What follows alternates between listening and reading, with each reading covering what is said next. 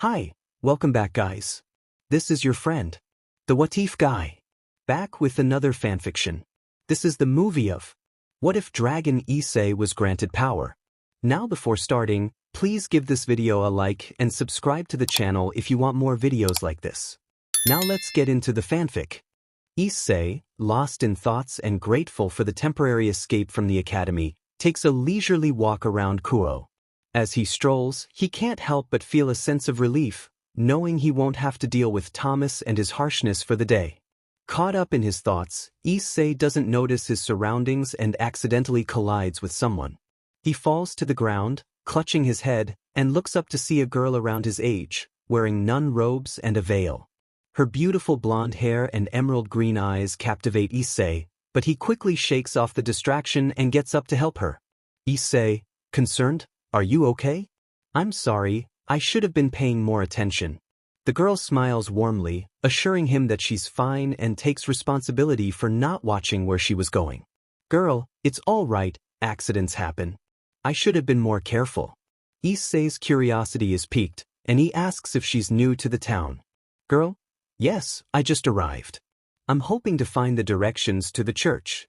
Issei offers to guide her, and Asia claps her hands happily, expressing her gratitude.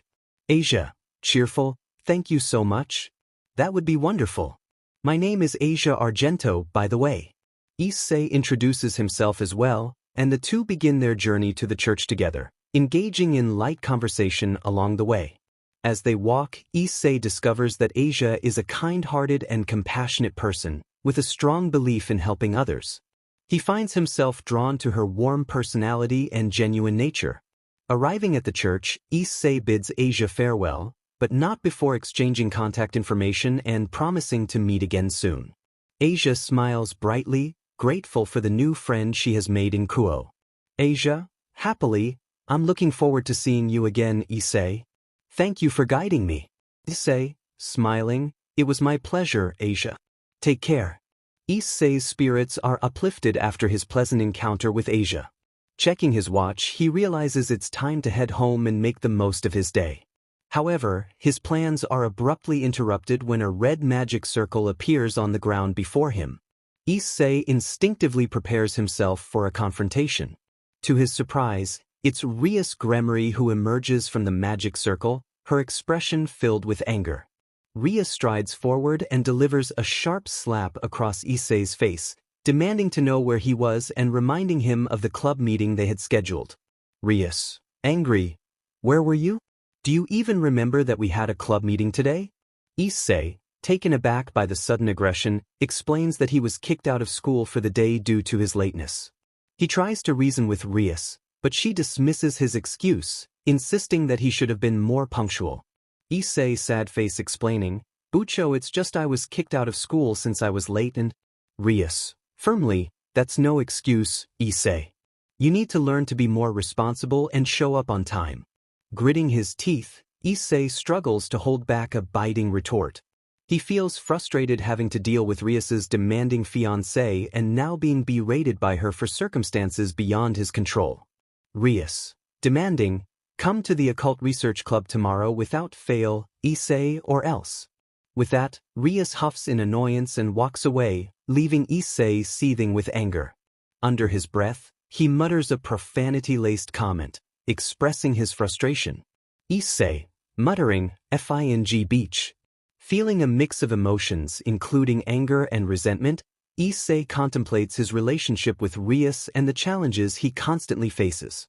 However, he also acknowledges the importance of the Occult Research Club to him and the connections he has made within it. Issei, determined, fine, I'll go tomorrow. But I won't let her treat me like this forever. Next morning. The next morning, Issei wakes up early, determined to prove himself and attend the Occult Research Club meeting on time. He gets ready and walks confidently to the clubroom. However, upon entering, he's met with a cold look from Kaneko Toju, a small girl with white hair and cat-like yellow eyes. Kaneko, blah, press, the perv has arrived. Issei sweats a little at Kaneko's straightforward nature before entering the room. Inside, he faces indifferent looks from Rias, Kiba, Kaneko, and Rias's fiancé, Thomas Phenex. Thomas mockingly taunts Issei, commenting on him, which only adds to Issei's discomfort. Thomas, mocking, wow, didn't expect the perverted shit to be on time. Akeno, with her seductive charm, intervenes to support Issei, playfully telling Thomas not to aggravate him. Issei appreciates Akeno's kindness, as she's always been the one who accepts him for who he is, regardless of his perverted nature. Akeno sad face playfully, era Thomas Kuoh. No need to aggravate my little Kuoh like that. She secretly gives Issei a supportive look, causing the brown-haired boy to blush. However, Thomas's malice-filled glance towards Issei doesn't go unnoticed, jealousy evident in his eyes. Rias informs Issei that he has a contract to fulfill at a specific address and orders him to complete it promptly. Issei nods in understanding and decides to leave to carry out his duty. As he heads towards the door, he hears a familiar voice call out to him. Akeno, calling out, Issei-kun. Akeno catches up to him, her alluring presence making him blush slightly. She wishes him luck with a warm smile, boosting his confidence. Akeno, best of luck, Issei-kun. You can do it.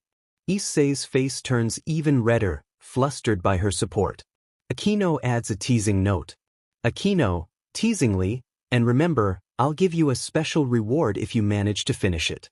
Issei stammers in response, feeling embarrassed yet grateful for her encouragement. Issei's sad face stammering while red, thanks Akeno-senpai, but I have to go by. He thanks Akeno before dashing off to fulfill his contract, leaving Akeno giggling at his reaction.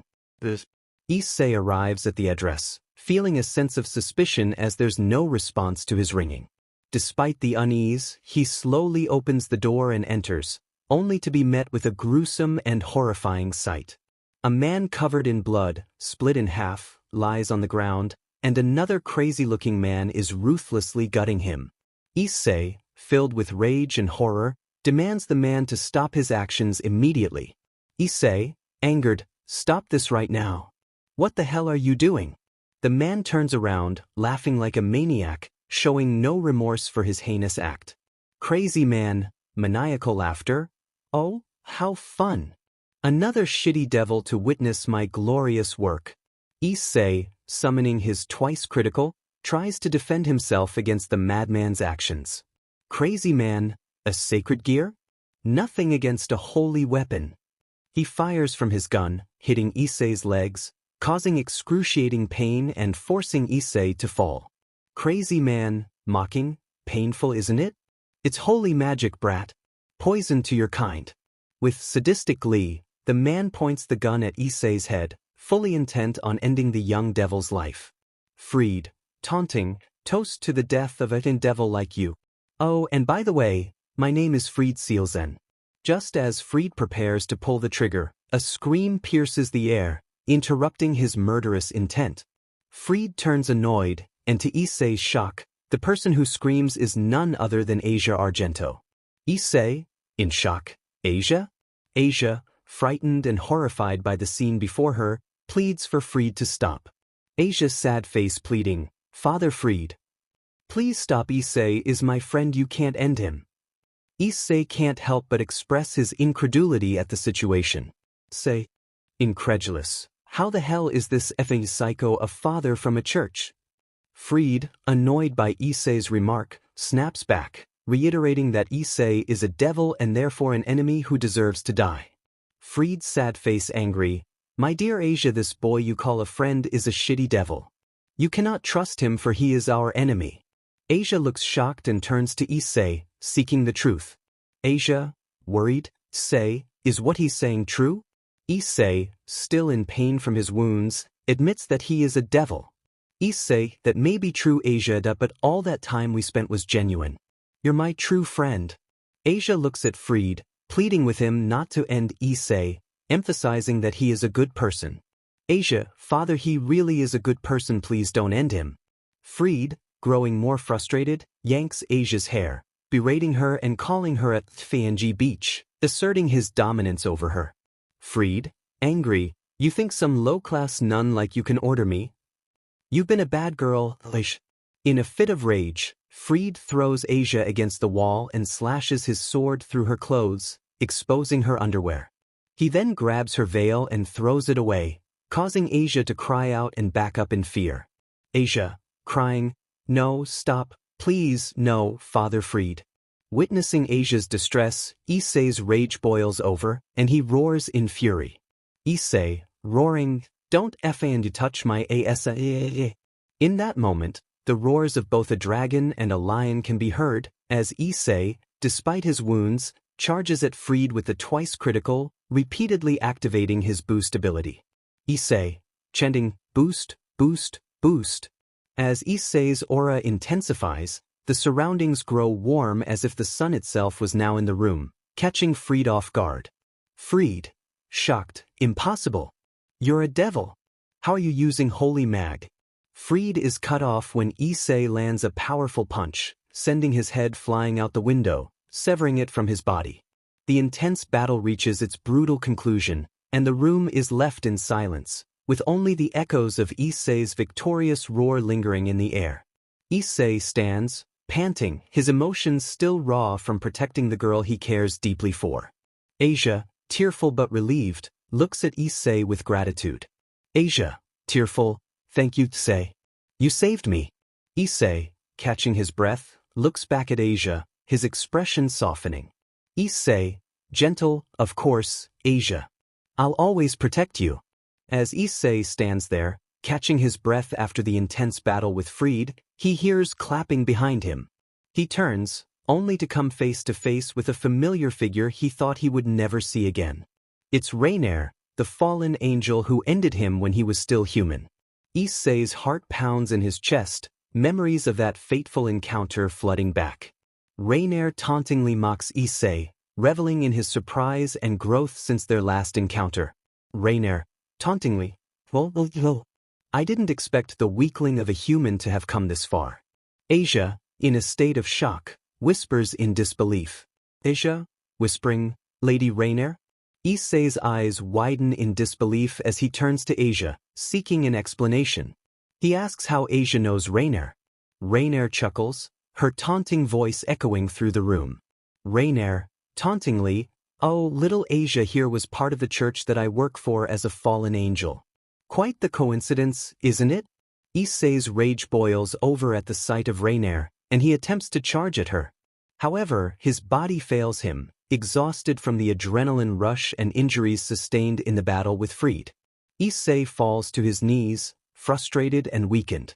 Asia quickly scrambles to Issei's side, using her hands to emit a gentle green glow, which starts healing his wounds. Issei is shocked by the sudden healing and asks Asia what she did, wondering if it's a sacred gear.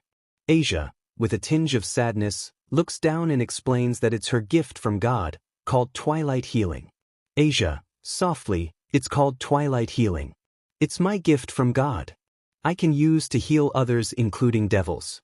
Issei, determined to protect Asia, instructs her to stay back as he prepares to confront Raynare once again. Issei, sad face angry, "Stay back, Asia. I'll deal with Raynare myself." With his twice critical at the ready, Issei braces himself for the battle.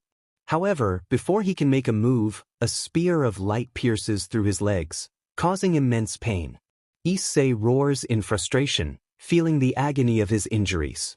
Issei, sad face screaming in pain, "Not again." Above, in the sky, another fallen angel appears, calling out to Raynare. "Raynare, we need to leave and take the girl as well. We need her for the sacred gear extraction."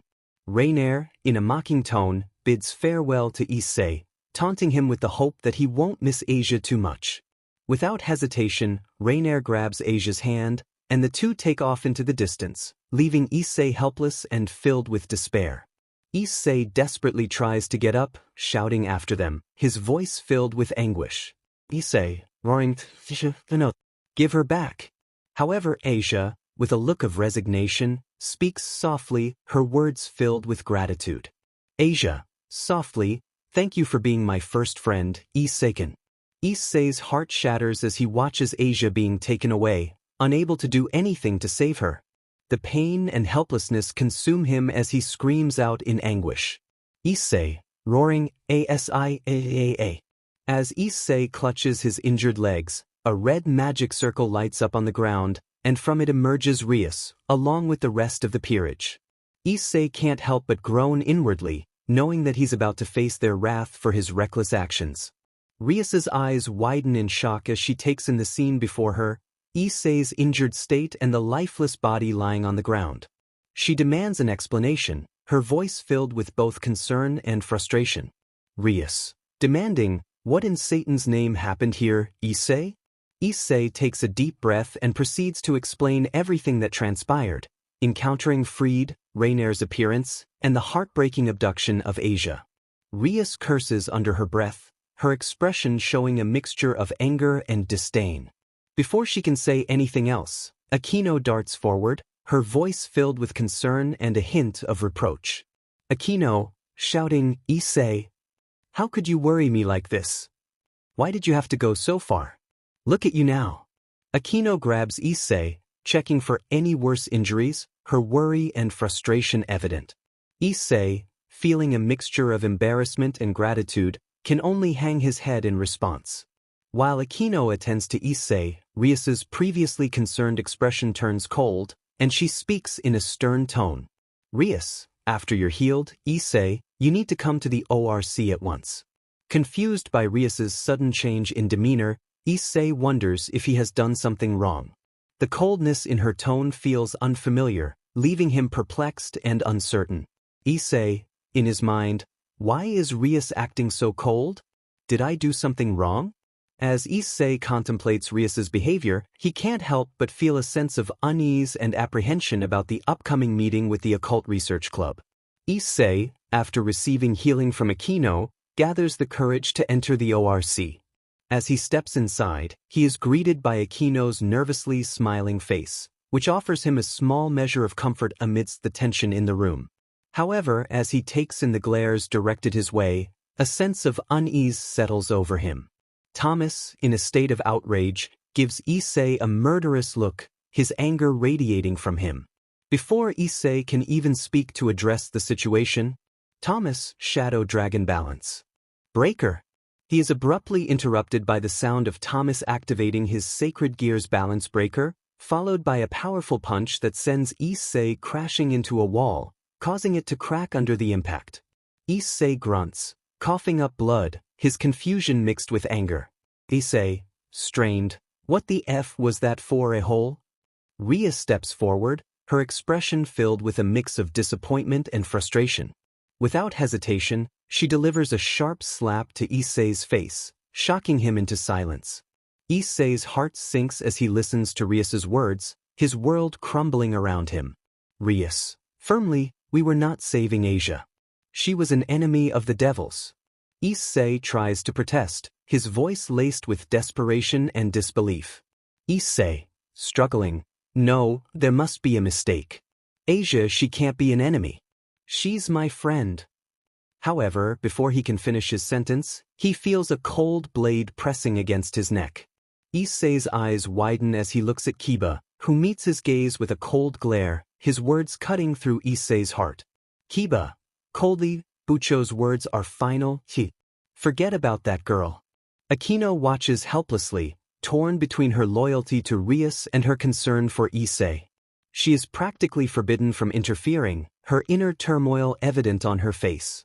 Akeno, softly, Issei-kun.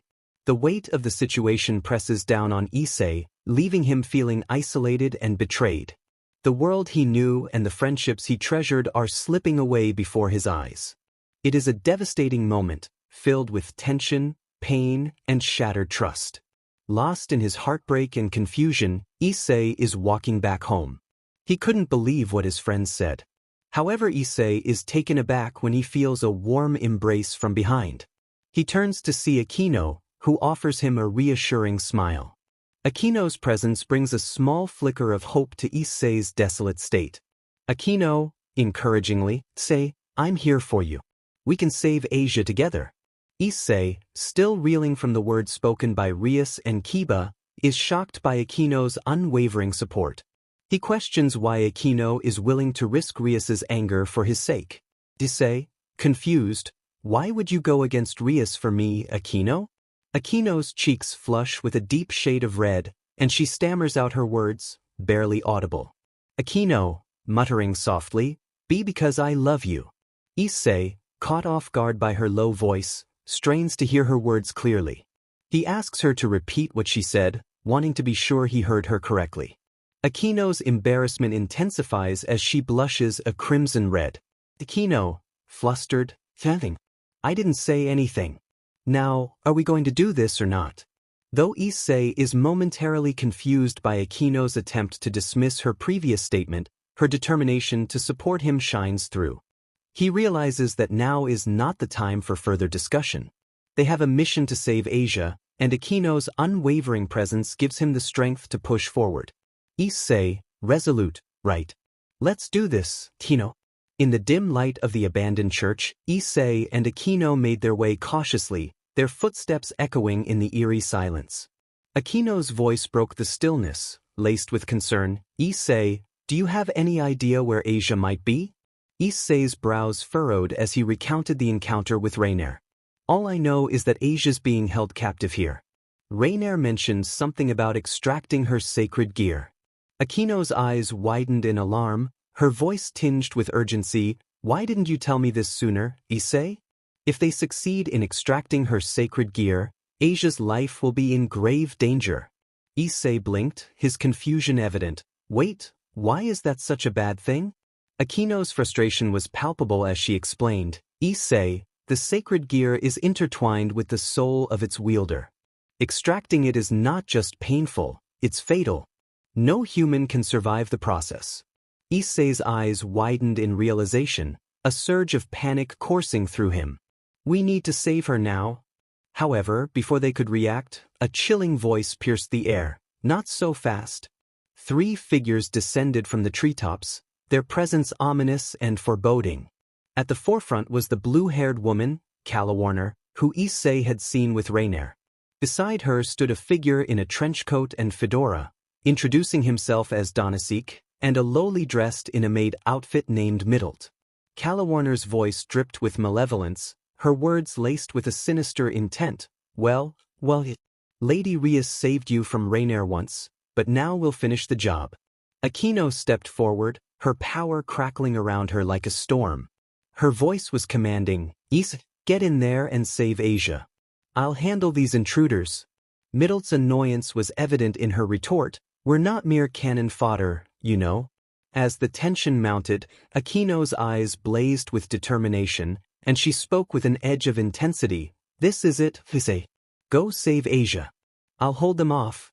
Issei's resolve solidified as he nodded to Akeno. "All right, I'll bring Asia back." The atmosphere in the main hall of the church was tense and charged with emotion as Issei burst through the doors, his heart pounding, and his eyes locked onto Asia's unconscious and naked form tied to the cross. His voice quivered with a mix of relief and anger. "Asia." He rushed forward, ready to free her from her bonds and shelter her from this nightmare. But before Issei could reach her, a sudden impact resonated through the room as a light spear embedded itself in the ground, halting his advance. His eyes widened as his gaze shifted upwards, and there she was, Raynare, the one responsible for Asia's suffering and his death. Issei's anguish erupted into a fiery storm of rage as he bellowed, "You will pay, Raynare." His entire being seemed to tremble with fury. Raynare's voice was laced with taunting amusement. "Let's see how far the once weak pervert has come." She seemed intrigued, as if she relished the prospect of witnessing Issei's transformation. Issei's sacred gear, the twice critical, responded to his intense emotions, and a surge of power coursed through him. The gear roared, its voice echoing within the chamber, "Boost, boost, boost, boost." But this time, something was different. The twice critical glowed an intense red, pulsating as if it was about to burst from within. With his newfound strength, Issei's speed increased exponentially, turning him into a blur as he materialized before Raynare. His voice held an unbreakable resolve. "You won't harm Asia." He attacked with blinding speed, his gauntlet finding its mark in Raynare's abdomen. Blood spilled from her mouth as she was thrown backward, crashing against the wall. Issei's eyes blazed with an unyielding fire as he approached Raynare, his steps deliberate and full of purpose. He seized her by the head, his grip unrelenting as he brought her skull crashing down again and again, a symphony of agony escaping her lips with each impact. The room resonated with her anguished screams, the sound piercing the air. Finally, Issei's brutal assault culminated in a powerful punch that sent Raynare tumbling to the ground. Asia's relief was palpable as she let out a cry, watching Issei triumph over her tormentor. Raynare scrambled to her feet, her eyes wide with fear as she gazed into Issei's intense, reptilian-like green eyes. She pleaded, her voice strained and desperate, "Please, spare me. I'm truly sorry. I really enjoyed our date. I know what I did was wrong, but I had orders, you understand, right?" Issei's voice was cold and unyielding, his words cutting through the tension like a blade. "It doesn't matter. My feelings for you died along with my old self." His tone dripped with disdain as he accused her of cowardice. "You're nothing more than a coward begging for mercy in the face of death." The tension in the room escalated as Issei prepared to deliver a final blow to Raynare using his twice-critical boost. Shadow Dragon, Balance Breaker. However, his intentions were abruptly interrupted by a powerful force that struck him square in the face, sending him hurtling through the air. Groaning in pain, Issei struggled to his feet and saw the Shadow Dragon armor that had saved him, the signature attire of Thomas Phenex, the powerful young devil and Rias's fiancée. Raynare's reaction was a mixture of surprise and admiration as she blushed and stammered out a greeting, "Thomas-kun?" Thomas's voice was laced with concern as he inquired about Raynare's well-being. "Raynare-chan, are you okay?" prompting her to respond with a flustered, "Hi 3. Issei's anger simmered beneath the surface, his emotions threatening to erupt. Just then, the tension was ratcheted up another notch as Rias Gremory, Issei's master, entered the room with her knight, Kiba, and her rook, Kaneko Tuju. Rias's gaze swept over Asia with evident disdain, her icy demeanor reflecting her displeasure. Rias's voice was cold and cutting as she addressed Issei, her gaze locked onto him. "Even after I declared Asia an enemy to the devils, you still defied my orders and attempted to save her simply because she's your friend." Kiba's movements were swift as he used his knightly speed to restrain Issei, preventing him from acting out on his rage. Issei's protests were drowned out as he shouted, "Let go of me, you pretty ass FBI or else I'll." His words were abruptly cut short as Kaneko landed a precise blow to his head, rendering him unconscious. Rias let out a sigh of exasperation, her demeanor finally relaxing. Her gaze shifted towards Asia, her expression cold and calculated. Turning her attention to Thomas, she declared her intent, to punish Issei for his disobedience. "We shall target what he cherishes." Without hesitation, Thomas moved with incredible speed, knocking Asia out with a single blow. Her anguished cry was heard "Asidash" before she was rendered unconscious. Rias's voice carried an air of authority as she commanded everyone present, "Gather at the ORC headquarters." Her tone was an unspoken order, brooking no argument. Rias then addresses with disdain, "Come out, Akeno." Akeno's meek entrance into the scene was met with Rias's wrathful gaze, her hand connecting with Akeno's cheek in a resounding slap. The question hung heavy in the air, her voice dripping with condemnation, "How dare you disobey my orders?" She promised to address Akeno's insubordination later, her gaze unwavering. Back at the ORC, Issei's consciousness slowly stirred as he found himself in an unfamiliar place. The scent of wood and aged books filled his senses, and as he blinked his eyes open, he realized he was in the ORC clubroom. Confusion momentarily clouded his mind, but the intense glares directed his way snapped him fully awake. Rias Gremory's piercing gaze locked onto him, flanked by the other members of the Occult Research Club. All, except Akeno, wore expressions of stern disapproval, while her teary eyes held a different story. As his heart raced, Issei tried to piece together what had happened. The last thing he remembered was a confrontation with Raynare, that deceitful fallen angel who had disguised herself as a human. But something had clearly transpired since then. Raynare stood there with a triumphant smirk, as if savoring the chaos she had unleashed. "Issei," Rias's voice cut through the heavy air, each word laden with a cold severity that sent shivers down his spine. For disobeying the House of Gremory and jeopardizing our standing, your punishment has been decided. A surge of anger coursed through Issei. He was about to voice his outrage when he noticed Raynare, the very person who had caused his current predicament, smirking at him. The words were swallowed back as Rias silenced him with a gesture. Silence, Rias commanded, her tone brooking no argument. Your voice is no longer of consequence.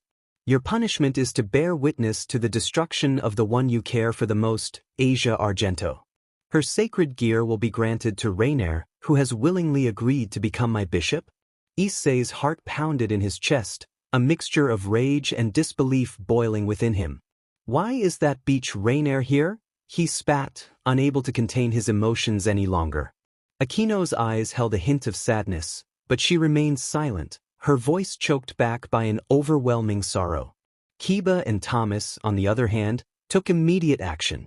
With an air of grim determination, they pinned Issei down, their expressions telling him that he was paying the price for his actions.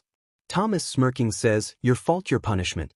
The death of your dear friend is going to be in you hands, Issei. Thomas now growls saying, you little f, you put the honor of my fiance's family in line and for that suffer. Akeno's silent tears spoke volumes, her heart clearly heavy with the impending tragedy. Issei's heart pounded in his chest, a tempest of emotions churning within him. He could hardly bear the thought of Asia, his dear friend, meeting such a horrific fate. As Rias conjured a vast magic circle, the room seemed to darken. With a seamless transition, Issei found himself in the midst of the dense Kuoh forest, where a haunting sight awaited him. Asia, bound to a tree stump, tears staining her delicate cheeks. His heart shattered at the sight of her tears, his desperation for her safety gnawing at his very being. His breath hitched, his anger shifting to a more profound and terrifying resolve. How dare they make his Asia cry? How dare they subject her to such agony? Issei's fists clenched, nails digging into his palms. This was a test of his strength, his willpower, and his love for Asia. Rias' voice reverberated, announcing the commencement of his punishment. The power of destruction, inherited from her mother, surged around her. An ominous magic, capable of obliterating anything it touched, reducing it to ash. Asia's tearful gaze met Issei's, and she spoke, her voice trembling but resolute. Thank you, Issei-san, she murmured. Thank you for being the first and greatest friend I've had. However, none had realized one thing. Since it had been some time after they brought in Asia and Issei, the night was gone and the sun was slowly rising. When the rays of the sun hit Issei, it felt like a new energy went through him, making him feel stronger and more powerful. Issei's heart surged with a fierce mixture of emotions. He was trapped, helpless, but he refused to let Asia down. As the destructive energy closed in, a voice, a roar, echoed in his mind. A voice that spoke of power, of change, of salvation. Do you want power, Issei Hyoudou? The voice thundered, a dragon's roar echoing in its words. Issei's mind whirled, uncertainty and curiosity mingling. Who are you? He mentally questioned, his thoughts a maelstrom. Do you wish to save the one you care for? The voice inquired once more, its resonance striking at Issei's heart. Do you wish to take revenge against those who betrayed you? Issei's resolve solidified, a determination ignited deep within him. Yes, he roared within his mind, his conviction echoing in the ethereal. Then say my name. And take my power. The draconian voice roared triumphantly, its challenge like a gauntlet thrown down before Issei. Images flooded his mind, flames consuming the battlefield, a colossal red dragon reigning supreme. The aura of dominance, the blazing gaze that held command over all. Armies of devils and angels getting annihilated left and right by flames that seemed to turn their very soul to ash. Issei's lips parted, the name tumbling from his mouth like a vow. Drag Wygotch, he whispered, a shiver running down his spine. The voice affirmed his utterance, confirming its identity. Yes, indeed. I am your sacred gear now. I was disguised as a twice critical to see if you're truly worthy of my power. Now, partner, let us do this. In the real world, the energy of destruction surged, inching ever closer to Asia. But the dawn had arrived, the first rays of sunlight touching Issei's skin. He felt a surge of energy, an awakening that seemed to transcend his physical limitations. Time seemed to slow as his connection with the dragon grew stronger, the power of Drake infusing him with strength beyond imagination. And then, with a single, earth-shattering roar, Issei's transformation began. Welsh Dragon Balance Breaker, Mode Sunshine. The words erupted from him like a battle cry, an explosion of red light engulfing him. Issei's aura sent Kiba and Thomas flying away. Issei then sped over to Asia as blur of pure red energy and stood in front of the oncoming attack. When the radiance dimmed, Issei stood transformed, a suit of draconic armor adorning his form, a sword of pure light clutched tightly in his hand. The energy unleashed by Rias was met with an opposing force, a searing wall of power that defied destruction. The shockwave rippled through the forest, a storm of energy clashing with devastating force. In that blinding clash, Issei stood tall, his eyes gleaming with determination, his voice a fierce growl. "I'm gonna make you all pay." The scene before them was nothing short of awe-inspiring. Issei, wielding the power of Drake, had risen to protect Asia. His armor radiated a fierce light, his aura crackling with untamed energy. In the face of this unforeseen defiance, the shock on the faces of Rias, Raynare, and the others was palpable.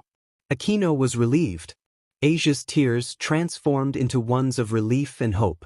Issei's unwavering determination, his sacrifice for her, kindled a fire within her heart. And as Issei stared down his adversaries, his voice resonated with the power of a true dragon, with Drake's strength flowing through him. The tension in the air was suffocating, a palpable fear coursing through the onlookers as they witnessed Issei's dramatic transformation into a force to be reckoned with. Rias' voice trembled, a mixture of terror and realization.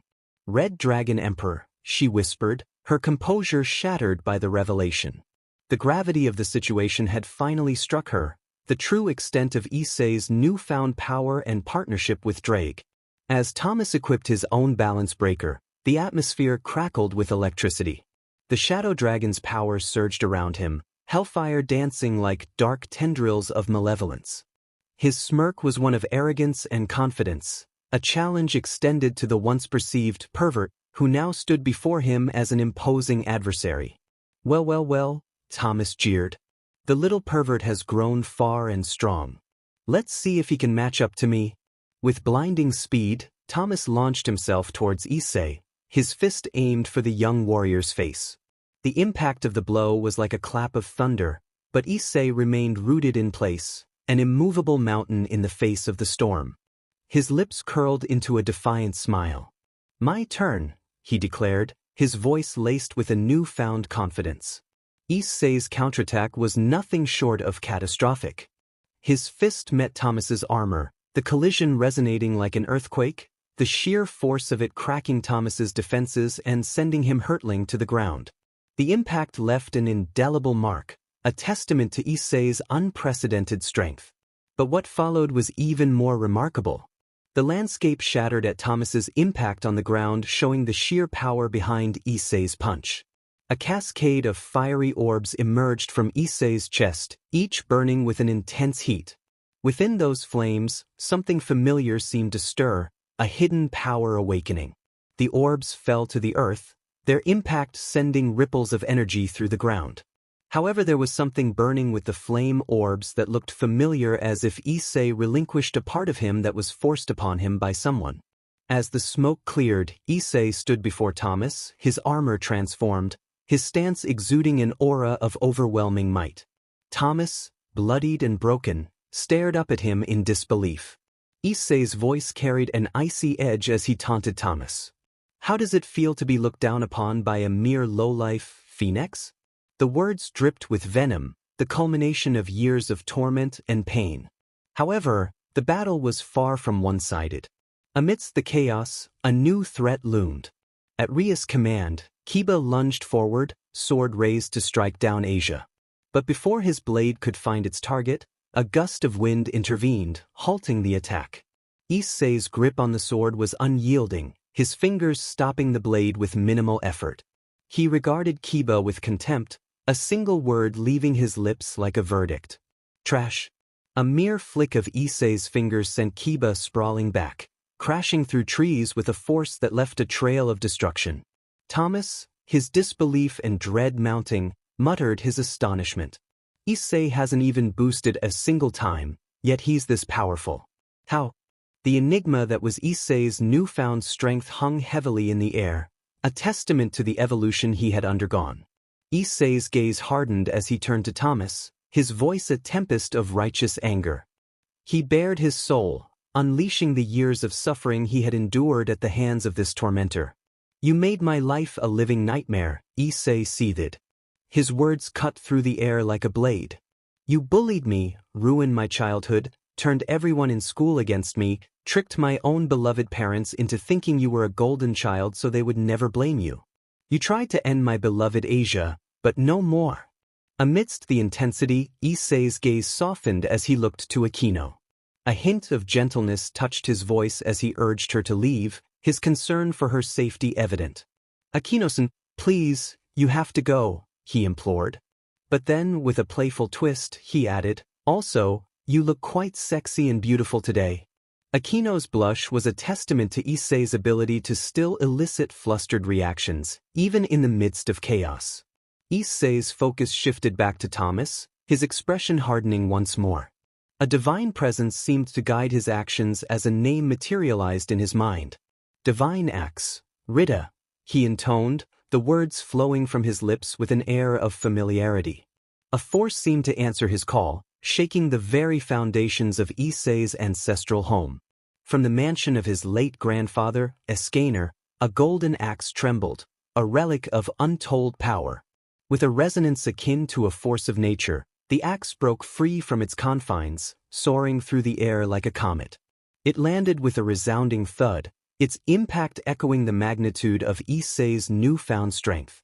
Issei approached the divine weapon, his very presence causing the temperature to soar.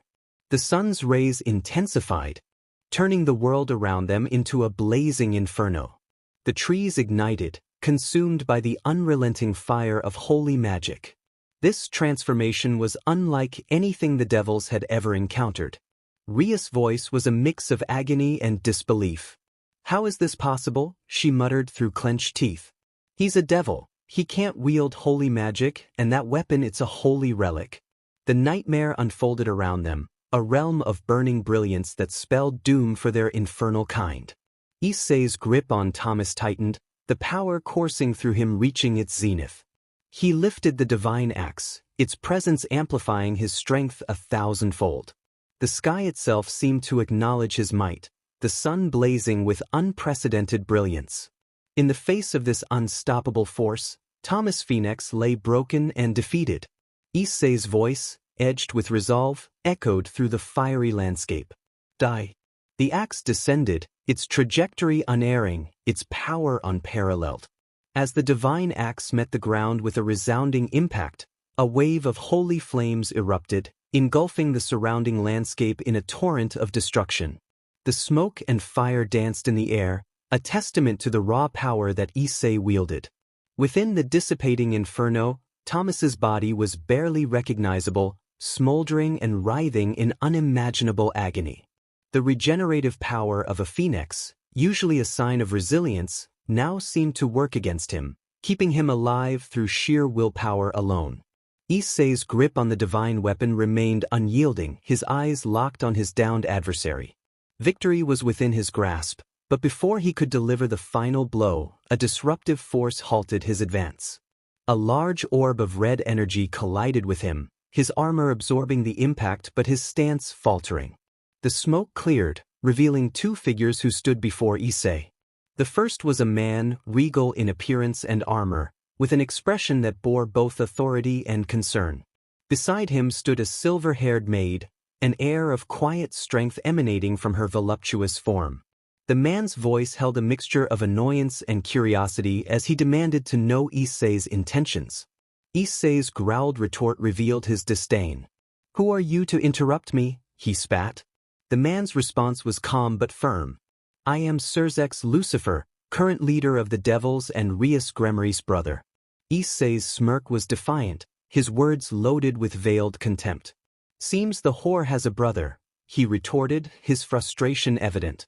Sirzechs' patience seemed inexhaustible as he questioned Issei's attitude, his concern for his sister's welfare evident in his gaze.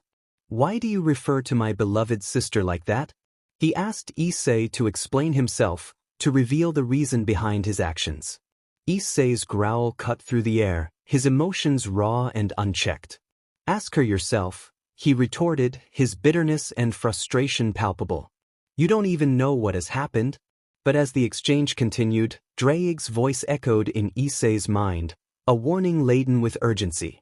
Partner, the balance breaker will not last long. You need to leave the form or else dash. The dragon's caution was abruptly cut off as Issei's balance breaker suddenly dissipated, leaving him vulnerable and drained.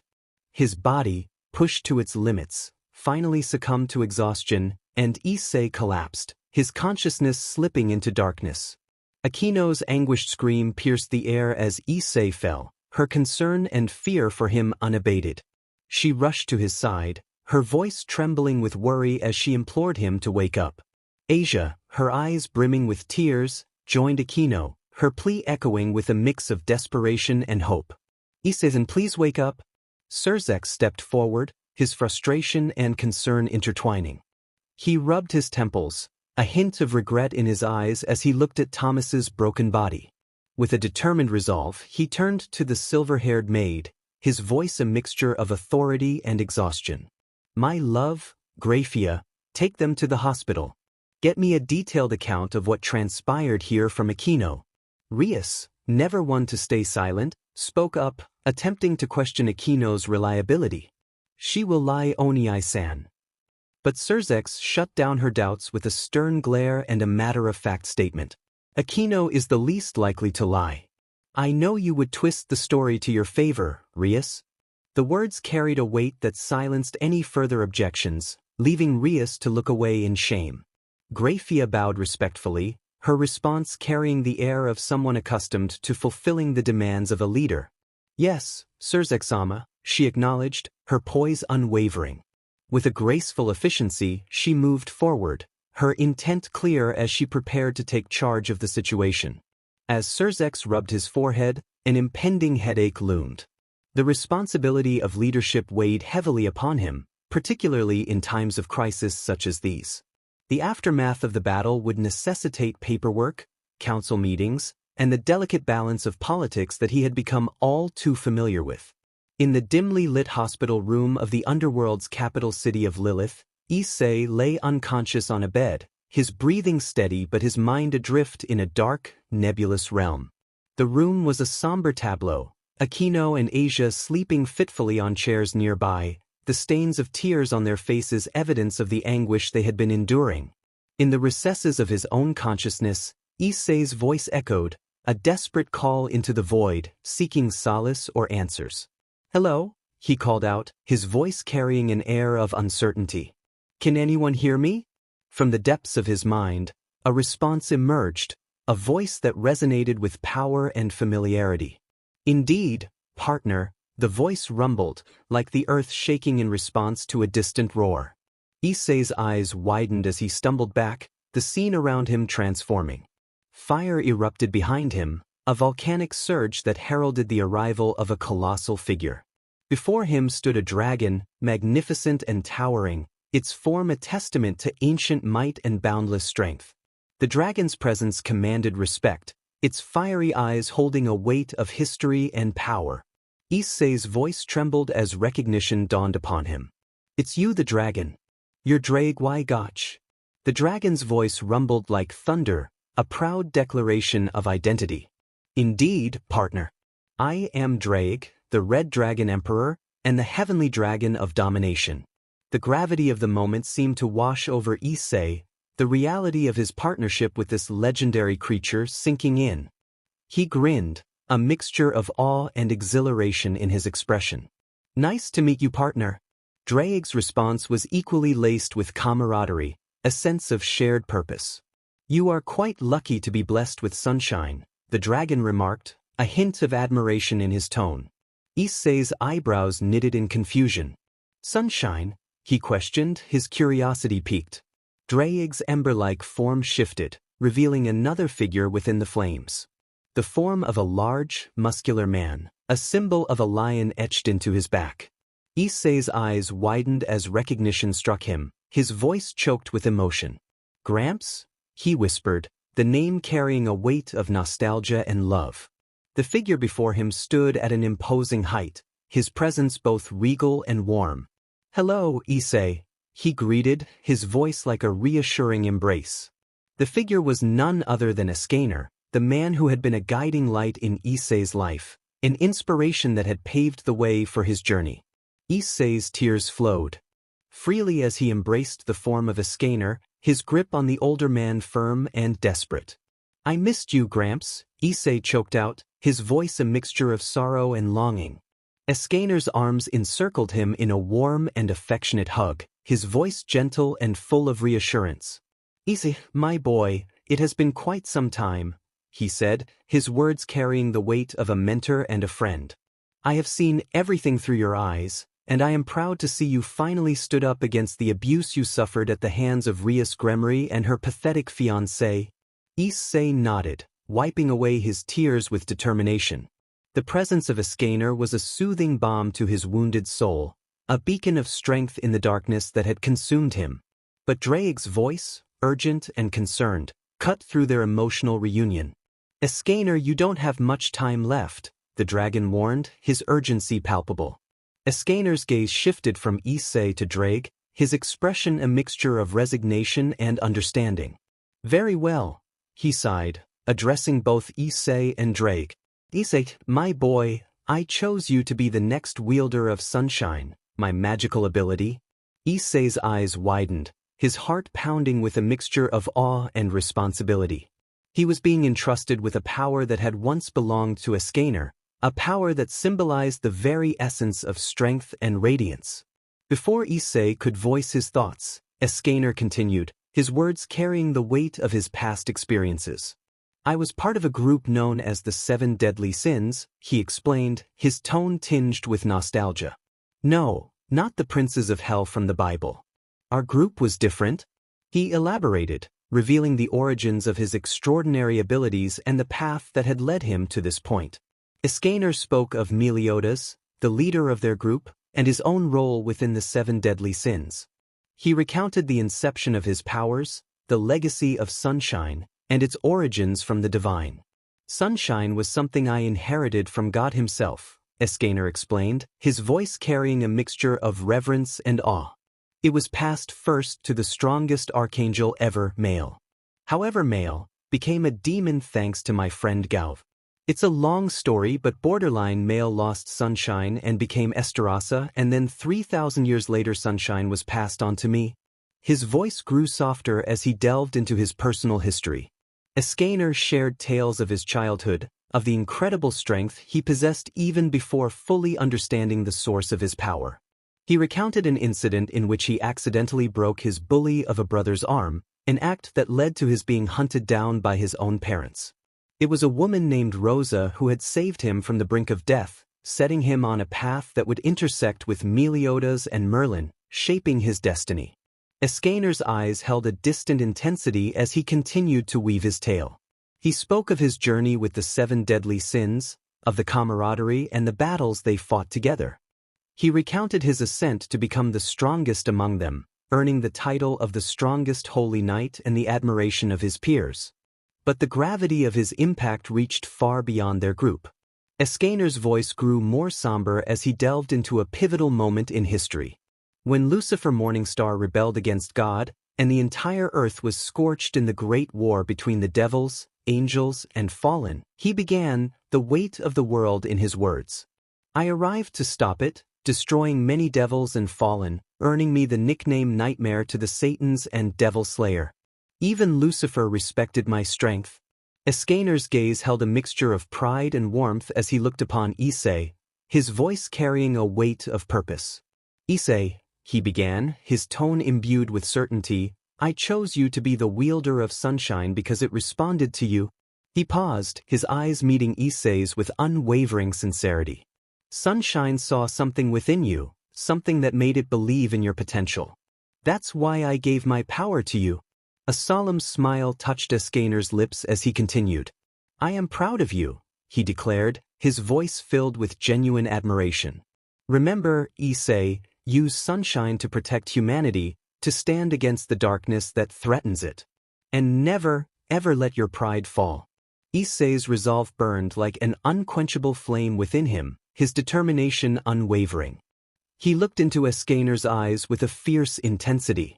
I will, Gramps, he vowed, his voice carrying the weight of a solemn oath. I will honor your legacy, and I'll never let you down. Escanor's smile, though tinged with sadness, remained steady. His form began to shimmer, as if his very essence was transitioning to another realm. Looks like I have to go, my boy, Escanor said, his voice softer now, his demeanor serene. Issei's tears flowed anew as he watched his mentor's form burn like a brilliant sun. No, not again, Gramps, he whispered, his voice heavy with emotion. He reached out as if trying to grasp onto the fading figure before him, his heart aching at the prospect of losing Escanor once more. Escanor's voice, gentle and soothing, resonated in the air even as his form continued to dissipate. Don't cry, Issei, he murmured, his presence enveloping Issei like a warm embrace. I will always be with you, within you, as long as you wield sunshine and fight for what's right. Issei's tears fell freely, his heart heavy but his spirit uplifted by the connection he shared with Escanor. As the radiant figure faded from his view, the hospital room slowly came back into focus, the echoes of their conversation lingering in his mind. Back with Sirzechs. Amidst the grandeur of the Underworld's administrative center, Sirzechs Lucifer sat behind an imposing desk, surrounded by a sea of paperwork that seemed to have no end. His brows furrowed in frustration as he scribbled his signature on yet another document, his mind filled with curses directed at gods, demons, and everything in between. The weight of his responsibilities as the leader of the devils seemed particularly heavy on this day. The Devil Council's relentless demand for Issei's death was a thorn in his side, an issue that seemed to only worsen with each passing moment. Akeno's account of the relentless bullying Issei had endured from Rias's fiancé, Thomas, only fueled Sirzechs' anger. His desire to punish those who had tormented Issei clashed with the political intricacies of the situation, leaving him in a state of conflicting emotions.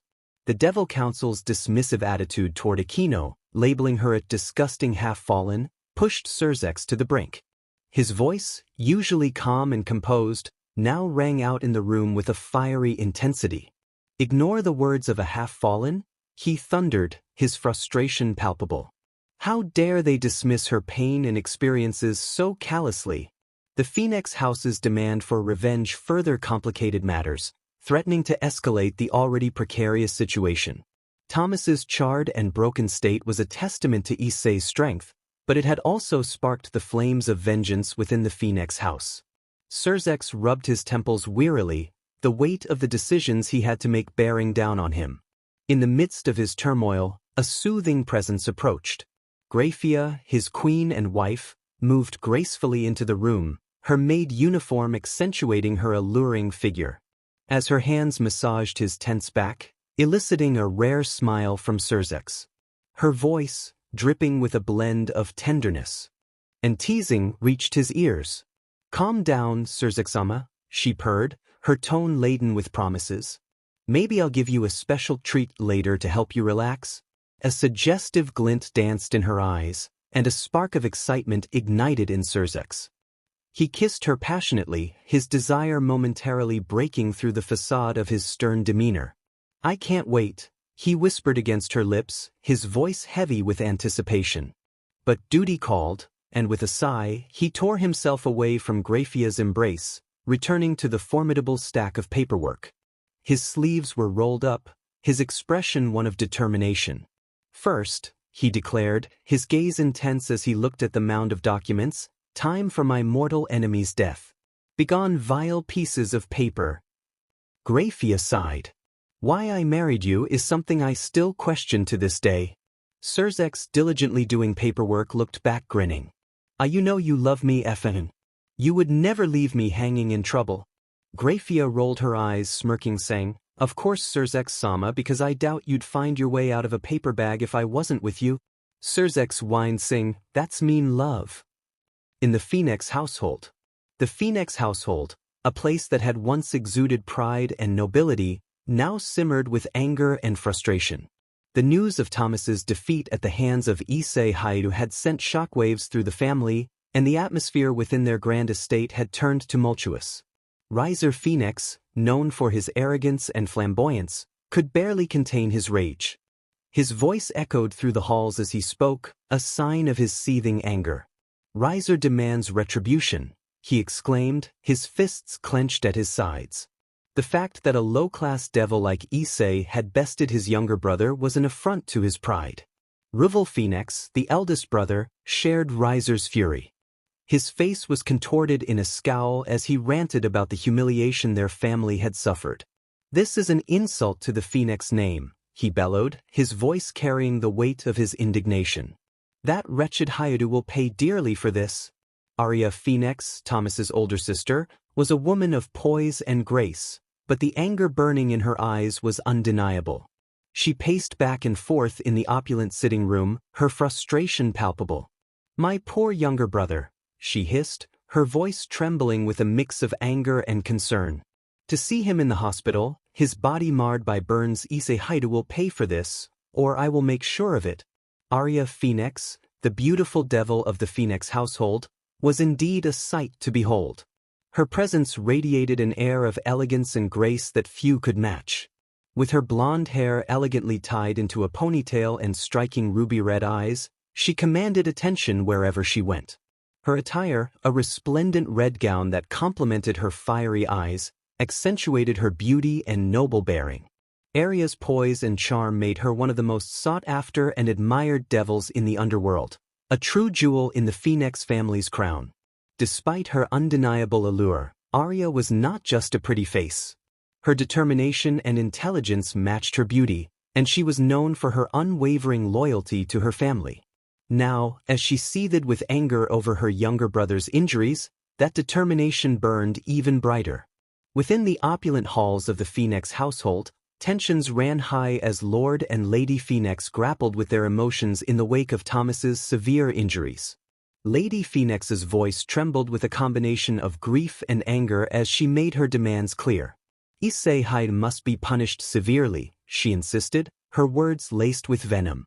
"He should be declared a stray, and we should hunt him down like the dog he is." Lord Phenex, a figure of authority and wisdom, sighed deeply, his gaze heavy with the weight of responsibility.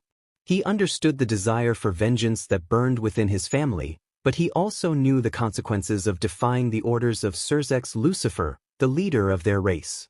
"As much as I want to avenge Thomas my love," he admitted, his voice weary, "Sirzechs-sama has explicitly ordered us not to lay a finger on Issei Hyoudou."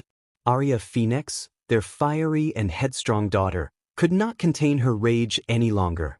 Her eyes blazed with fury as she declared her intent. "I will not stand for this," she exclaimed, her voice echoing through the halls. In an instant, she conjured a magic circle, her determination driving her to take matters into her own hands. With a flash of energy, she disappeared, leaving her family in shock. Lord Phenex cursed under his breath, his frustration evident. He knew that Arya's actions could have dire consequences, especially given their leader's strict orders. He turned to his other son, Ruval, his expression urgent. "Ruval, go and call Sirzechs immediately," he ordered, the urgency in his voice clear. Ruval nodded, his own desire for vengeance tempered by the need to prevent his sister from getting into even more trouble. Back in the hospital. As Issei gradually awoke from his minor coma, the hospital room came into focus, and he found himself surrounded by the sleeping forms of Akeno and Asia. Akeno, in particular, had chosen to stay close, her head resting gently on his lap. Issei's heart swelled with warmth as he caressed her head, his smile tender. "Wake up, Akeno-san," he whispered, his voice soft and affectionate. Akeno jolted awake with a start, her eyes widening in relief as she saw Issei's awake and smiling face. "Issei!" she exclaimed, her voice filled with emotion. Her outburst roused Asia from her slumber, And she, too, rushed to Issei's side, tears streaming down her face as she cried out, "Issei!" Both girls embraced Issei tightly, their relief and joy palpable. Issei held them close, his voice soothing and reassuring. "It's all right," he said gently, his hands stroking their backs. "I'm okay now."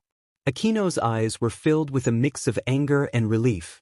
"I hate you," she muttered, her voice trembling. "You made us so worried. I thought I might lose you forever." Issei's smile remained, but it held a hint of sheepishness.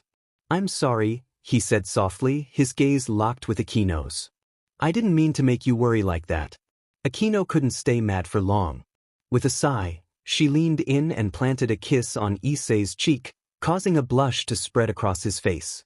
"Just promise me," she whispered, her lips brushing against his skin, "never to do this to me again." Issei took Akeno's hand, his expression sincere. "I promise," he vowed, his eyes locked on hers. "I won't put you through this again." Meanwhile, Asia sat beside them, her body trembling, her tears flowing freely. She stammered through her apologies, blaming herself for the ordeal. "I'm sorry," she sobbed, her voice breaking. "I'm the reason Akeno-san and Issei-san got in deep trouble, and because of me, Issei-san went into a coma." Issei's heart ached for Asia, and he pulled her into a comforting hug. "Don't say that," he said firmly, his voice filled with determination. "I would do it all over again if it meant saving you, Asia. You're my closest friend." Asia blushed, her tears mixing with a newfound sense of gratitude. Akeno watched with an amused glint in her eye, teasing Issei. "Era a new rival, Issei?" she purred, her tone playful. Asia's blush deepened, and Issei was utterly perplexed by Akeno's comment. But before they could delve into the complexities of Akeno's words, a magic circle suddenly illuminated the room, and a figure emerged in a blaze of fiery anger. It was Arya Phenex, her eyes literally ablaze with fury, her presence like a raging inferno. Arya Phenex stormed into the hospital room, her voice seething with rage as she bellowed, "Issei Hyoudou!" Her fiery eyes bore into Issei, and she vowed that he would pay for daring to stand up to the Phenex house. Issei, still recovering from his ordeal, was thoroughly confused by the sudden intrusion. He blinked, a puzzled expression on his face. "Wait, who even are you?" he asked, his voice tinged with bewilderment. Arya's response was laced with venom as she introduced herself. "I am Arya Phenex," she declared, her voice dripping with hostility. "And I am the older sister of Thomas Phenex." The mention of Thomas's name sent a shiver of anger coursing through Issei's body. His aura suddenly flared, filling the room with a suffocating intensity. Arya took an involuntary step back, startled by the abrupt change in Issei's demeanor. Issei's voice was low and dangerous as he snarled, "So, you're that Effer's sister? How is he? Does he remember what happened?" Arya was taken aback by Issei's aggressive response, but her own anger burned just as fiercely. She couldn't allow Issei's insults to go unanswered. "Thomas is recovering," she replied icily, her gaze locked with his. "And when he does, he will remember every moment of his defeat at your hands." Issei's eyes narrowed, and he didn't hold back his disdain. "Defeat? That guy was nothing more than a bully, and I put him in his place. If he's smart, he'll stay down." Arya's fury intensified as she retorted, "You underestimate my brother. Thomas Phenex is a proud member of our noble house, and he will have his vengeance." Issei's contempt for Thomas burned like a fiery inferno, and he didn't hold back in his verbal assault. His eyes bore into Arya, unyielding and filled with disdain. "Thomas Phenex," Issei spat out the name with a venomous sneer, "is nothing more than a spoiled brat who thinks he can get away with anything because of his noble blood. He's weak, arrogant, and a bully. He doesn't deserve an ounce of sympathy." Arya's anger flared in response to Issei's words, but he pressed on, his voice dripping with scorn. "He's a disgrace to the Phenex name," he continued, his words cutting like a knife. "And I showed him just how fragile his so-called strength truly was." Arya's anger was not to be underestimated, and she shot back with venom in her voice. "How dare you insult my brother?" she hissed, her fists clenched at her sides. "Thomas may have been defeated, but he's a Phenex, unlike a low-class devil like you. Issei's eyes blazed with defiance as he stood up, his injuries temporarily forgotten in the heat of the confrontation. Low-class devil or not, he retorted, his voice cold, your brother got exactly what he deserved. He bullied me, tormented me, and tried to end someone I care about. I won't shed a tear for him. Arya's rage intensified as she took a step forward, the tension in the room escalating. You will pay for your insolence, she declared, her voice trembling with anger. As Arya's rage reached its peak, she unleashed a wave of scorching flames, directed straight at Issei. Issei, ready to defend himself with the power of the boosted gear, was about to spring into action when, in a flash, the atmosphere in the room changed dramatically. Sirzechs Lucifer, the Maou and leader of the devils, appeared in the room with an aura of simmering anger. His eyes blazed with an intensity that sent shivers down Arya's spine. He stood between Arya's fiery attack and Issei, his presence commanding attention. With a wave of his hand and a stern expression, Sirzechs dissipated Arya's flames as if they were mere embers, leaving her attack powerless and extinguished. The room returned to a tense silence as Arya realized the gravity of the situation. She had dared to disobey the orders of the Maou himself. Arya's fear was palpable, and she quivered in Sirzechs' presence, her anger subsiding in the face of his overwhelming authority. Sirzechs had arrived in the nick of time, preventing a potential catastrophe and putting Arya in her place with his stern gaze. Moments later, the Phenex family had arrived. The arrival of Lord Phenex and the rest of the Phenex family added a new layer of tension to the room, as they entered to find a scene of simmering anger and defiance. Sirzechs Lucifer, the Maou himself, and Lord Phenex stood side by side, their expressions a mixture of fury and disappointment. Lord Phenex, his usually calm demeanor shattered, wasted no time in delivering a harsh reprimand. His voice was laced with anger as he addressed his daughter. Arya Phenex, he began, his tone seething, you have defied not only our family's honor but the direct orders of the Maou himself. Your actions are inexcusable. Arya, now aware of the gravity of her actions, tried to defend herself, her voice quivering with anxiety. But father, she protested, Issei Hyoudou. Sirzechs cut her off with a cold glare, his eyes like twin flames of judgment. There is no excuse for your recklessness, Arya, he said, his voice like ice. You have put our family's reputation at risk and endangered our standing among the devils. Ruval, another of Arya's brothers, chimed in with a voice filled with exasperation. You've allowed your emotions to cloud your judgment, he scolded. This is not how a member of the Phenex family should conduct themselves. Little sister, had Issei Hyoudou been hurt, Sirzechs-sama would have had you banished. Be grateful I saved your ass. Arya's protests grew weaker as she realized the severity of her actions and the unified front against her. She bowed her head, her voice subdued. I only wanted to avenge Thomas, she admitted, her regret evident. Lord Phenex, his anger still simmering, shook his head in disappointment. Arya, vengeance without discretion only leads to chaos, he admonished. We must follow the Mao's orders and uphold the honor of our family through lawful means. As the tension in the room continued to mount, Rias Phenex, known for his narcissism, unexpectedly stepped forward to defend his sister, Arya. His voice dripped with disdain as he addressed Issei.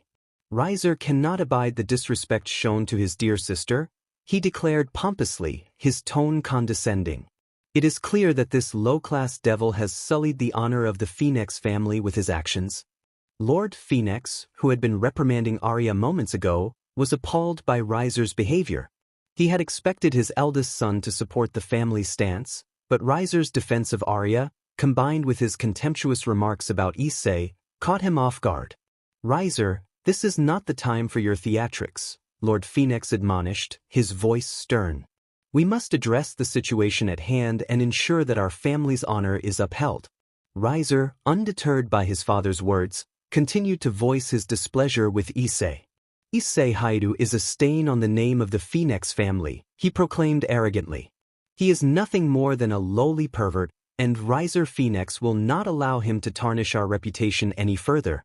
Lord Phenex's disappointment deepened as he witnessed his son's unwavering support for Arya and his disdain for Issei.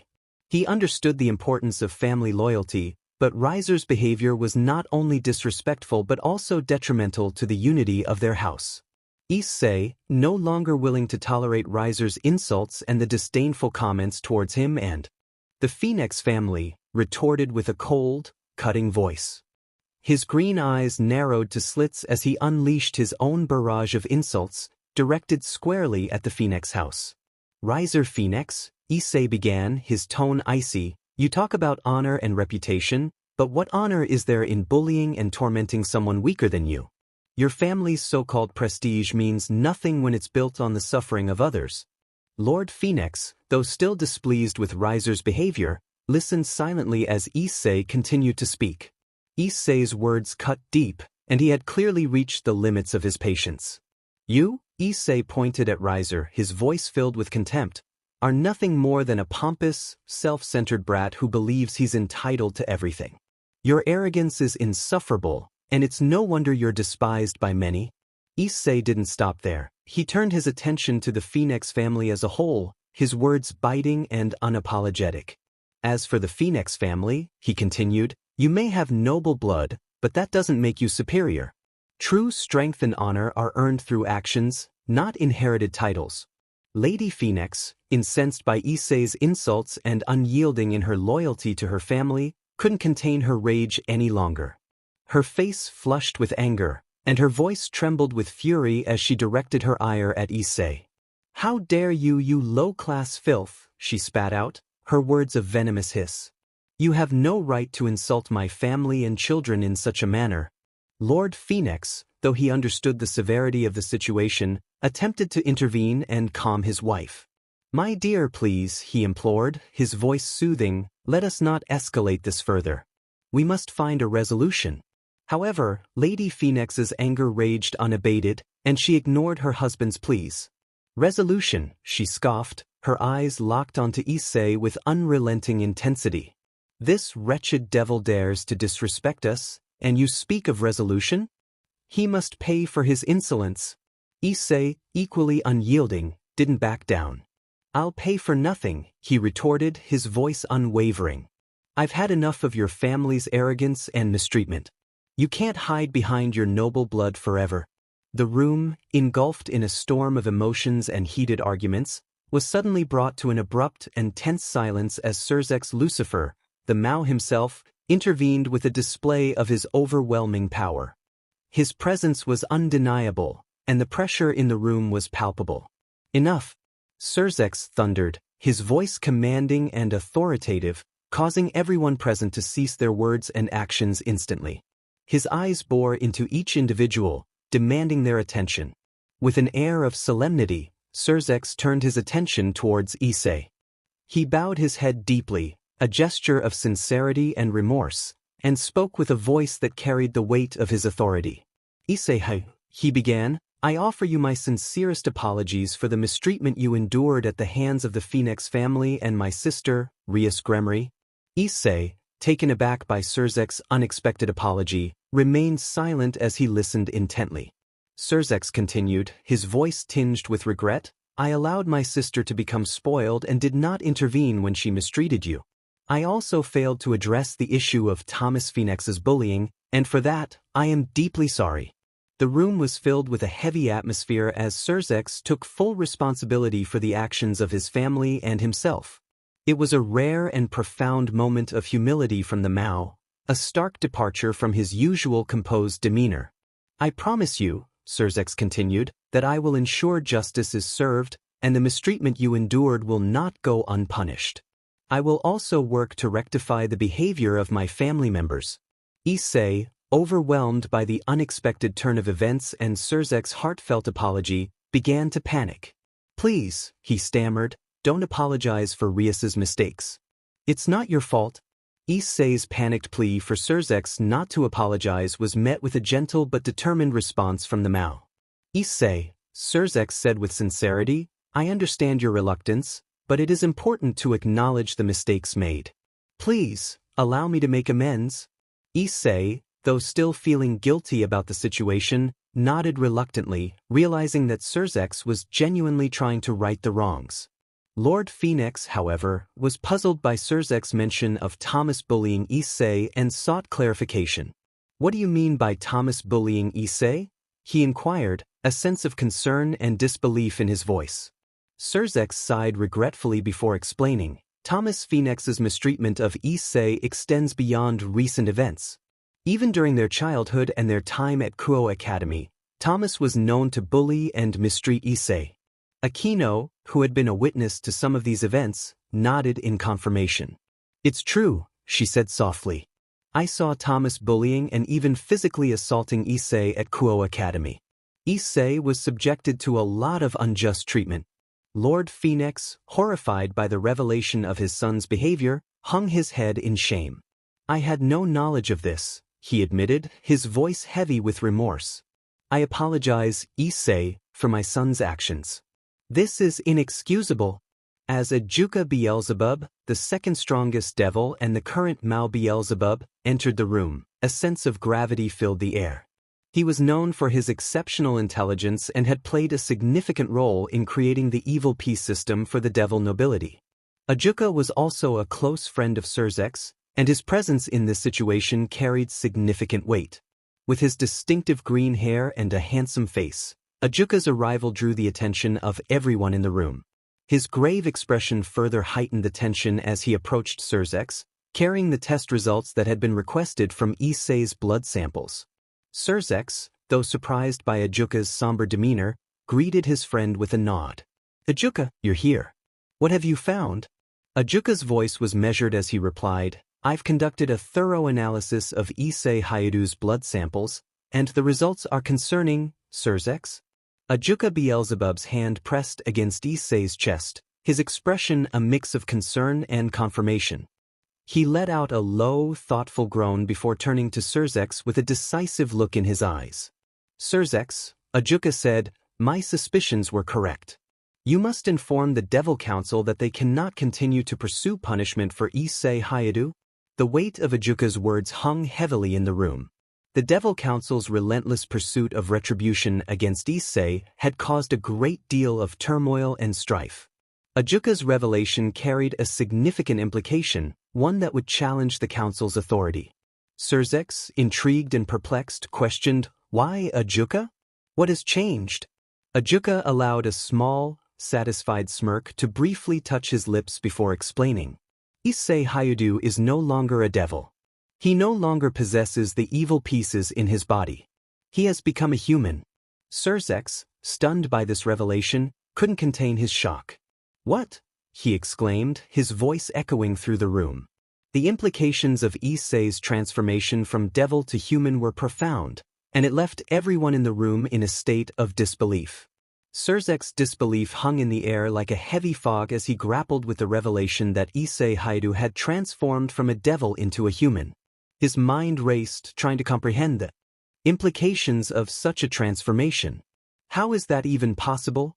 Sirzechs finally managed to utter, his voice tinged with shock.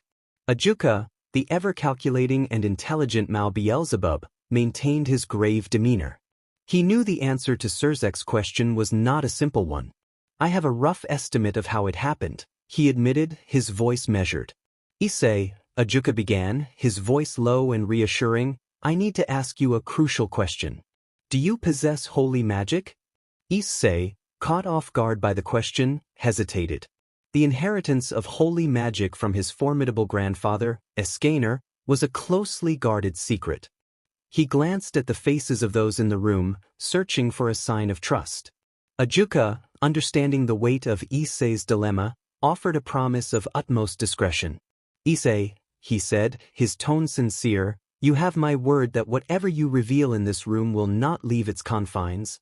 Issei, caught in the center of this revelation, couldn't help but feel a mix of trepidation and curiosity. Ajuka's promise of confidentiality weighed on his mind, and he finally spoke, albeit cautiously, "Yes, I do possess holy magic, and I inherited it from my grandfather, Escanor." As soon as those words left Issei's lips, the atmosphere in the room shifted drastically. The older devils present, including Sirzechs, Ajuka, Lord Phenex, and Lady Phenex, all shared a collective moment of PTSD that had haunted them from the darkest pages of history, the time when Escanor, the lion sin of pride, had terrorized their ranks during the Great War. Their faces contorted with expressions of pure fear, and their voices quivered as they recounted the memories that had left an indelible mark on their souls. Sirzechs, who was known for his composure, could hardly conceal his apprehension. "Escanor," he muttered, his voice shaky, "I thought I'd never hear that name again." Ajuka, the Maou Beelzebub, couldn't help but recall the sheer power and destruction that Escanor had unleashed. "He was a force of nature," he admitted with a shiver. "His presence alone sent shivers down our spines." Lord Phenex, normally dignified and composed, had a haunted look in his eyes as he remembered the devastation wrought by Escanor. "We were helpless against him," he confessed. "His power was beyond anything we had ever faced." Lady Phenex, her fiery spirit momentarily extinguished by the memories, whispered in dread, "Escanor was a nightmare, a force that could not be tamed." The room had transformed into a sanctuary of shared trauma, where the memories of Escanor's might and the terror he had instilled in even the most powerful devils were revisited. Issei, still grappling with the revelation of his transformation, couldn't help but feel the weight of his grandfather's legacy and the consequences it had brought upon him. Ajuka, ever the strategist, broke the silence with a solemn declaration. "Issei," he said, his voice firm, "it appears that your inheritance of holy magic from Escanor is the reason for your transformation into a human. Holy magic and devil physiology are incompatible, and it seems your body has chosen the path of humanity." The question hung in the air, heavy and laden with curiosity. Sirzechs, his eyes still bearing traces of fear and awe from the mention of Escanor, finally summoned the courage to ask, "Issei, how is it that you are Escanor's grandson?" "As far as we knew, Escanor did not have any children." Issei, sitting on the hospital bed, prepared to share the story of his connection to the legendary Escanor. It was a tale that had been etched into his heart since childhood. He took a deep breath and began to recount the memories of that fateful day. "It was a rainy day," Issei began, his voice carrying the weight of nostalgia. "I was just a young child, lost and alone. I wandered the streets, drenched and shivering, with no one to turn to." The room fell into a contemplative silence as Issei's words painted a vivid picture of his past. He continued, "I don't remember much from that day, but I do remember finding shelter in a grand mansion. It was Grandpa Escanor's mansion." Sirzechs and the Phenex family listened intently, their curiosity growing with each word. Issei's voice quivered with emotion as he recalled, "Grandpa Escanor found me, took me in, and cared for me like his own. For that one day I felt safe and loved." A sense of warmth enveloped Issei as he reminisced about that fleeting moment of comfort amid the storm. He continued, "A few hours later, my mother arrived to pick me up. Gramps explained that I had gotten lost in the rain, and she was frantic with worry. She was glad to see me safe." Issei's mother had rescued him from the mansion that day, unknowingly taking him away from the man who had shown him kindness in his darkest hour.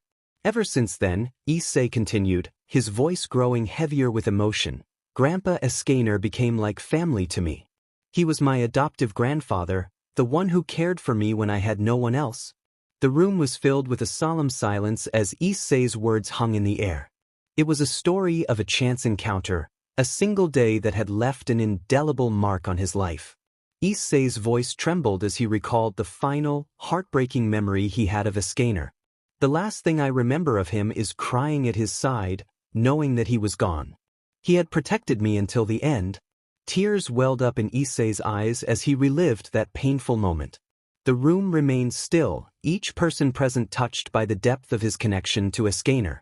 Sirzechs, his earlier fear and awe replaced by understanding, nodded in acknowledgement.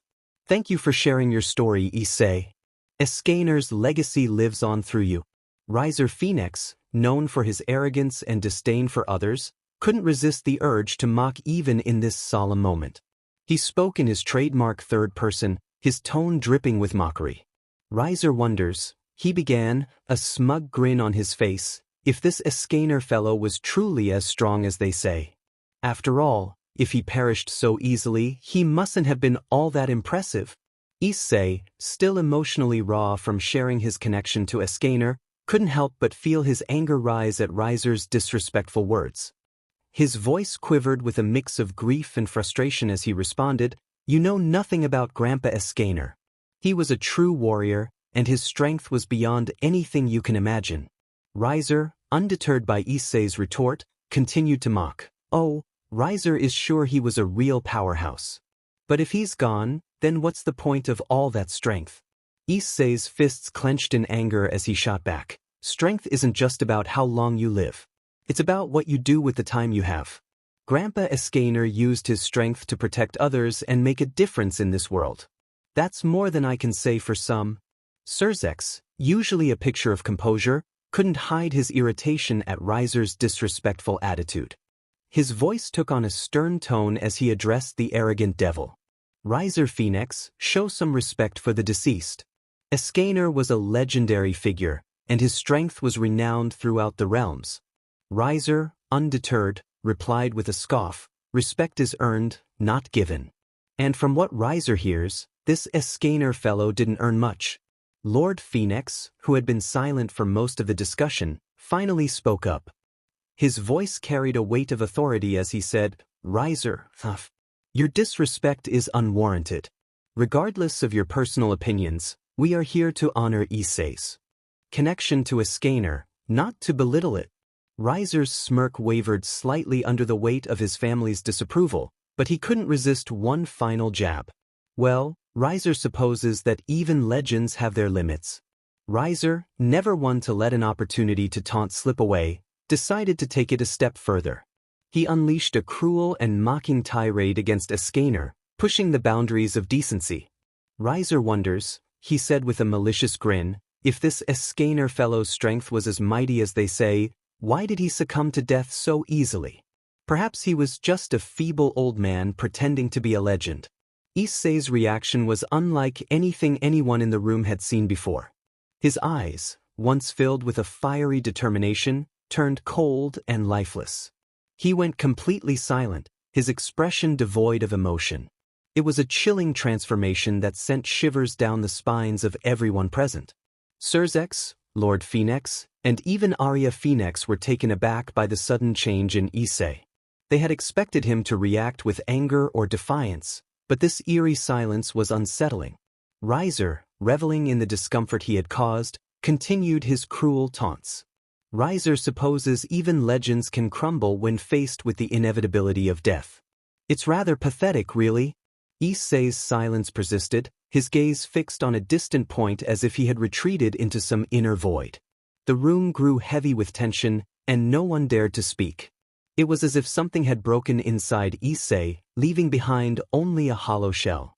Akeno and Asia exchanged worried glances, unable to comprehend the abrupt change in Issei's demeanor. They had never seen him like this before, and it frightened them. Riser, realizing that he had gone too far, tried to save face with a smug grin. "Well, it seems Riser's words have left quite an impact. Perhaps Issei should learn not to take things so seriously." But even as Riser attempted to brush off his cruel words, the atmosphere in the room remained tense and uncomfortable. Issei's silence spoke volumes, and it was a stark reminder that there were lines that should never be crossed, especially when it came to matters of the heart and respect for the departed. Issei's transformation into a cold and emotionless state didn't go unnoticed. As Sunshine's holy energy bathed him, his aura became overwhelming, causing many devils to instinctively back away. Sirzechs, quick to shield Akeno and Asia from the intensity of the power radiating from Issei, watched in astonishment and growing concern. Riser, on the other hand, found himself trapped in a nightmare of his own making. Issei's voice, now devoid of any warmth or humanity, cut through the air like a chilling wind. "You dare," Issei spoke in that cold and emotionless tone, his words dripping with menace. "Mock the memory of Escanor, a warrior whose strength you can't even fathom? You have no right." Riser's smugness from earlier had evaporated into sheer terror.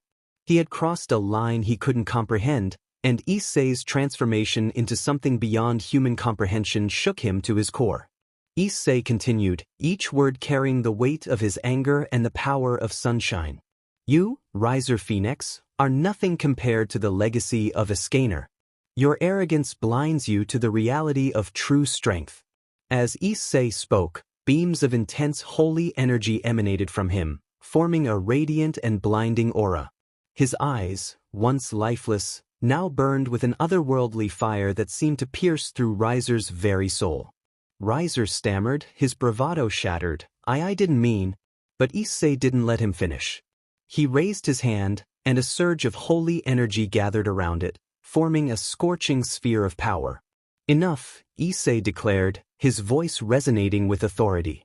And with a swift motion he unleashed the sphere towards Riser, who barely had time to react. The blast struck with incredible force, sending Riser hurtling across the room, crashing into a wall with a deafening impact. The room fell into an eerie silence once more, broken only by the sound of Riser's pained groans as he struggled to get back on his feet. Issei's cold and emotionless facade slowly faded, replaced by a mix of exhaustion and lingering anger. The aftermath of Issei's display of power left the room heavy with tension and unease. Riser, still recovering from the brutal impact of Issei's attack, was a far cry from the arrogant devil he had been just moments ago. He lay sprawled on the floor, his once immaculate appearance now marred and disheveled. Sirzechs, his expression a mix of relief and concern, lowered his protective barrier. He approached Issei with a deep sense of regret and guilt in his eyes. He had allowed this situation to escalate, and it had taken a terrifying turn. Issei, Sirzechs began, his voice filled with remorse, I apologize once again for the actions of my family and the way you were treated. Issei, despite the weariness in his eyes, managed to offer a sad smile. Sirzechs-sama, you don't need to apologize anymore.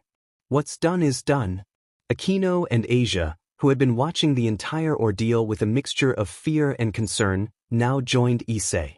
Akeno spoke softly, her voice filled with empathy, Issei, are you okay? Issei nodded, his smile becoming slightly warmer. I'm fine, Akeno-san. Just a bit drained. Asia, tears still glistening in her eyes, added, we were so worried about you. Issei reached out and gently wiped away Asia's tears. I'm here now, Asia. And I promise, I won't let anyone hurt you or Akeno-san ever again. Akeno's heart skipped a beat at Issei's words. She had seen a different side of him today, a side filled with power and determination, but also vulnerability.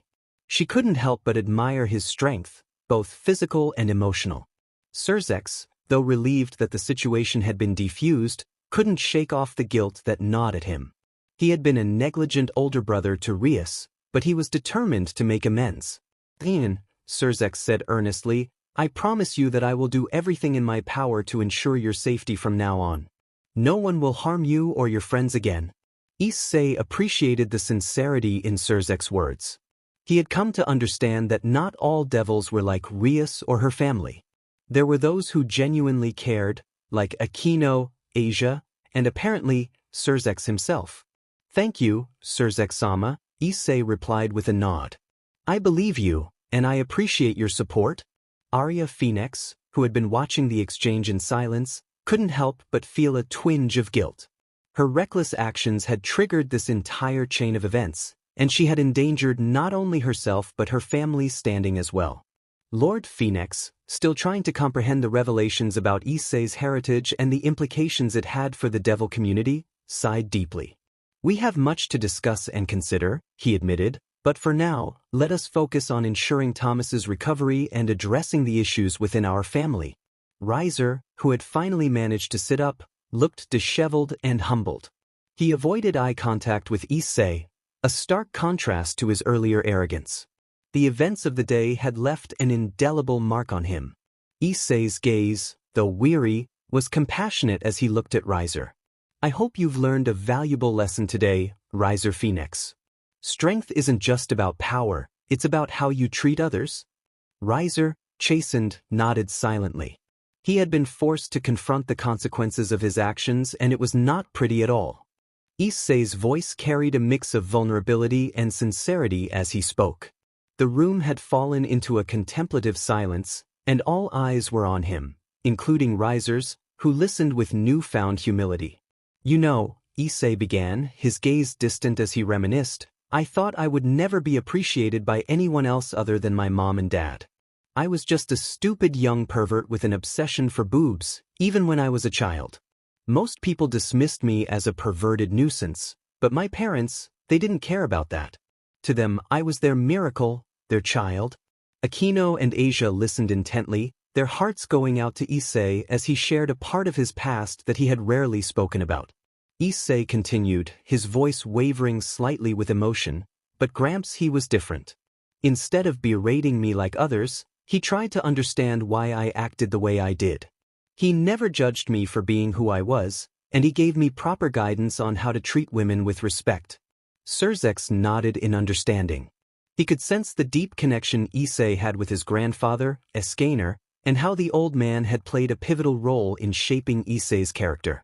It sounds like your grandfather was a remarkable person, Sirzechs commented, his tone filled with empathy. Issei's eyes softened, and a small smile graced his lips. Yeah, he was. He taught me about strength, not just the physical kind, but the strength of character and kindness. He was the one who made me want to be a better person, someone who could protect and care for those I hold dear. Thomas, he bullied me, Issei began, his voice cracking. He made fun of me, labeled me as a villain, and turned everyone against me just because I was a pervert. Akeno and Asia, who had been listening attentively, couldn't hold back their tears any longer. Akeno's eyes glistened with sorrow, and Asia's tears flowed freely as they embraced Issei, their hearts breaking for the young man who had suffered in silence for so long. Issei continued, his voice filled with anguish, he made it his mission to humiliate me, to make me feel worthless. We were both kids, and he treated me like I deserved to be treated that way. I didn't have anyone to stand up for me, and I didn't understand why I was being punished for being who I was. Issei's words painted a vivid picture of his childhood torment. He described in painful detail how Thomas had systematically targeted him, how he had spread rumors and twisted truths to turn everyone against him. The room grew tense as Issei recounted the relentless bullying he had endured. Tears welled up in Akeno's and Asia's eyes as they listened to Issei's heartbreaking confession. Akeno reached out and gently held Issei's hand, offering silent support. Asia leaned closer, her presence a comforting presence beside him. Issei's voice cracked as he continued, his pain and frustration evident. Just because I'm a pervert, does that mean I deserve to die without the presence of those who love me? Is that what I am, just a pervert who should be cast aside? Akeno and Asia couldn't contain their tears any longer. They embraced Issei tightly, their hearts breaking for the suffering he had endured. Their soft cries filled the room, a lament for the injustice he had faced. Sirzechs, Lord Phenex, and even Riser looked on with remorse and sympathy. They had been blind to the suffering Issei had endured, and the weight of their ignorance weighed heavily on them. Riser, in particular, was struck by the realization of how his own actions had contributed to Issei's pain. He felt a profound sense of guilt and shame for having played a part in the bullying that had scarred Issei's childhood. Sirzechs, his expression weighed down by shame and regret, couldn't tear his eyes away from Issei's tear-streaked face. Issei's emotional outpouring had revealed a painful truth he had been blind to for far too long. Then, Sirzechs began, his voice heavy with remorse, I am so sorry. I should have protected you. I should have known what was happening to you, and I should have stopped it. Issei turned to look at Sirzechs, his eyes filled with a mixture of sadness and understanding. Sirzechs-sama, you don't have to blame yourself. It wasn't your fault. But Sirzechs couldn't shake off the guilt that gnawed at him. As the older brother of Rias and leader of the Devils, it had been his responsibility to ensure the well-being of his race. He had failed Issei in that regard. Then, Sirzechs continued, his voice trembling with sincerity, I promise you, from this day forward, I will do everything in my power to make amends for my negligence. You will never have to suffer like that again. Issei offered a small, appreciative smile. Thank you, Sirzechs-sama. Your support means a lot to me. The room remained in a solemn silence, the weight of the past and the hope for a better future hanging in the air. Issei's heartfelt confession had brought to light the pain he had endured, but it had also opened the door to healing and reconciliation. Akeno and Asia, still holding on to Issei, exchanged glances, their tears now mingling with a sense of relief. Issei's vulnerability had drawn them closer together, and they were determined to stand by his side, no matter what challenges lay ahead. Lady Phenex, her eyes glistening with tears, took a step forward, her voice trembling as she addressed Issei. I am truly sorry for my words earlier. I should never have berated you like that. I should have been a stricter mother to Thomas, so he wouldn't have grown up to become the person he is now. Issei looked at Lady Phenex, seeing the genuine remorse in her eyes. He couldn't bear to see a mother cry, even if she had been harsh towards him earlier. He wiped away his own tears and said softly, It's all right, Lady Phenex. I understand that you're going through a difficult time. But Lady Phenex was determined to make amends. She stepped closer to Issei, her voice filled with sincerity as she continued, No, Issei, it's not all right. I want to make it right. Please, ask anything of the Phenex family, and we will do our best to grant your request. It's the least we can do to make up for our mistakes. Issei was taken aback by her offer. He hadn't expected this level of remorse and willingness to make amends. He looked at her with a mixture of gratitude and understanding. Lady Phenex, you don't have to do this. I don't hold any grudges against your family. But Lady Phenex insisted, her voice unwavering. Please, Issei-kun, consider it a mother's plea for forgiveness. We want to make things right, not just for Thomas's sake, but for our own as well. We want to change, to be better. Issei realized that this was an opportunity not just for himself but for the Phenex family as well. He nodded, his own voice filled with sincerity. All right, Lady Phenex, if you insist. There is something I would like to request. Lady Phenex's eyes lit up with hope, and she nodded eagerly. Anything, Issei-kun. Thank you, Lady Phenex, Issei began, his voice steady. What I request is for a change in how your family treats others, especially those who are considered lower in status. No one should ever go through what I experienced, and I hope that the Phenex family can play a role in making sure that such injustices don't happen to anyone else. Lady Phenex nodded, her expression determined. I promise you, Issei-kun, we will do everything in our power to bring about that change. We will teach our children to be kind, compassionate, and fair to all, regardless of their status or background. Issei smiled, touched by her sincerity. That's all I ask for, Lady Phenex. To create a world where everyone is treated with respect and fairness. Lord Phenex, having witnessed the emotional exchange between Issei and his family, felt a deep desire to do more to make amends. He cleared his throat, drawing the attention of everyone in the room, and said, There is one more thing I wish to offer, Issei Hyoudou. Issei looked at Lord Phenex, curious about what else the Phenex family could offer. Lord Phenex continued, I would like to propose that Arya be offered to you in marriage. Lord Phenex's unexpected offer hung in the air, and the room fell silent. Arya's face turned as red as a ripe tomato, and she couldn't believe what she had just heard. She spluttered, Father? Lord Phenex, stern and resolute, raised a hand to silence his daughter. Arya, you will quiet down. This is not a matter for you to protest. It is a form of reparation for your impulsive actions. Issei was taken aback by this proposition. Marrying someone he barely knew, especially as a form of punishment, was a concept he had never even considered. He glanced at Lady Phenex, whose expression was a mix of hope and earnestness. She was pleading for him to accept this unorthodox offer. Lady Phenex spoke, her voice filled with sincerity. Issei, please consider this. Arya may be impulsive and headstrong, but she genuinely wants to make amends for her actions. She recognizes the pain you've suffered because of our family, and this is her way of trying to right those wrongs. Issei was torn. Arya's face was still flushed with embarrassment, but there was something in her eyes, a hint of regret and longing, that caught his attention. He had always been a person willing to give others a chance, to believe in their capacity to change. He sighed and spoke, addressing Lord and Lady Phenex, I appreciate your intentions, but marriage is a serious commitment. It shouldn't be used as a form of punishment. However, if Arya truly wishes to make amends, I'm willing to forgive her. But let's not rush into a decision like this. We can start by getting to know each other better. Arya, her embarrassment slowly turning into relief, nodded in agreement. She realized that this offer was a second chance for her to prove that she could change and be a better person. Lady Phenex smiled warmly, grateful for Issei's understanding. Thank you, Issei-kun. That's a fair and reasonable request. We'll give you both the time you need to get acquainted. Lord Phenex, while initially surprised by Issei's response, respected his decision. Very well, Issei. We will abide by your terms.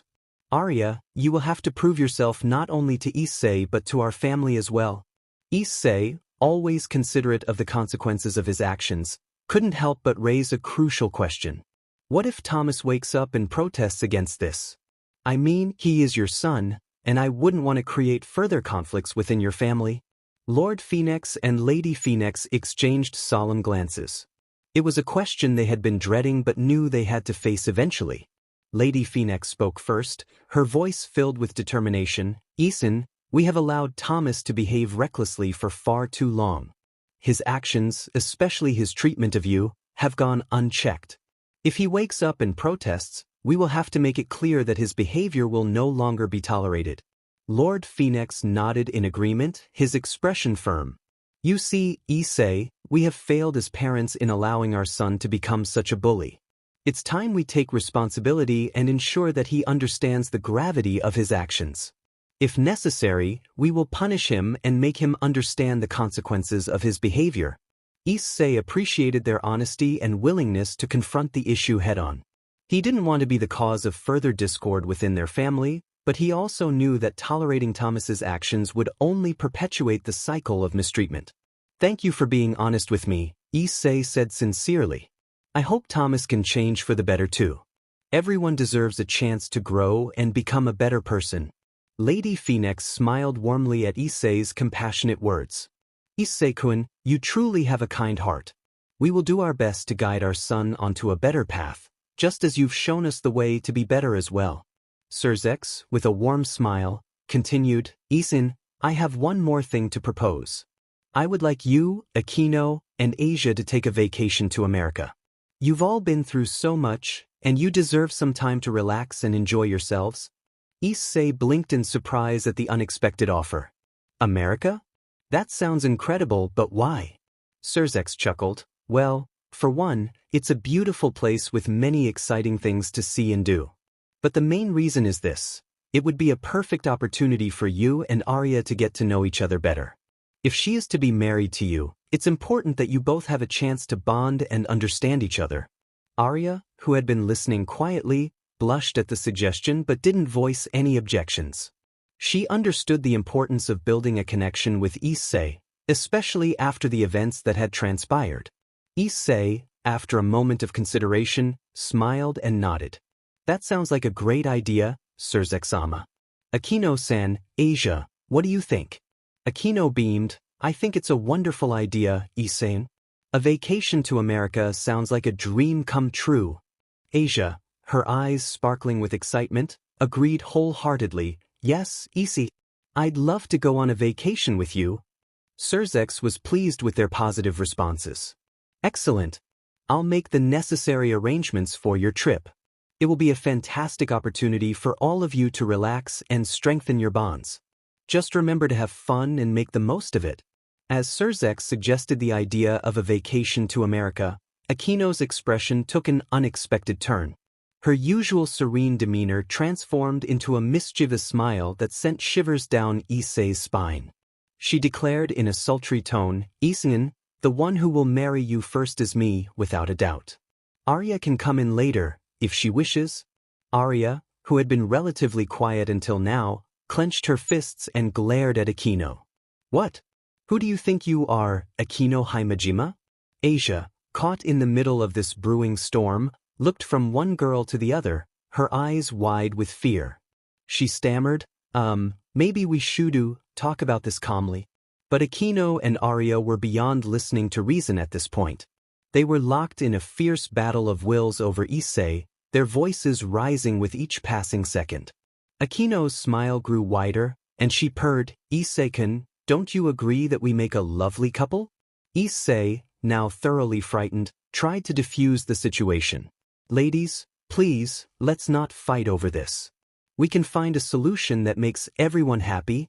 Arya, her face flushed with anger, retorted, Issei is mine by right of engagement. You can't just swoop in and claim him, Akeno. Akeno's eyes flashed with determination as she countered, oh, I can and I will. Issei-kun, you should choose the one who truly understands you. Issei's face turned beet red, and he stammered, "You don't know what to say." Asia, still trying to mediate, said with a trembling voice, maybe we can all spend time with Issei-san and get to know him better before deciding anything. But her suggestion fell on deaf ears as Akeno and Arya continued their intense debate, completely ignoring Issei's discomfort and Asia's attempts at peacekeeping. The argument over who would marry Issei first raged on, creating a chaotic scene in the hospital room. Issei couldn't help but wish for a way to escape this predicament. Amidst the escalating argument between Akeno and Arya, Issei felt a wave of anxiety wash over him. He never imagined that his presence could lead to such a heated rivalry between two beautiful and powerful devil women. In his mind, he was just a simple pervert who enjoyed his fantasies about the opposite sex, not someone who could incite such passionate conflict.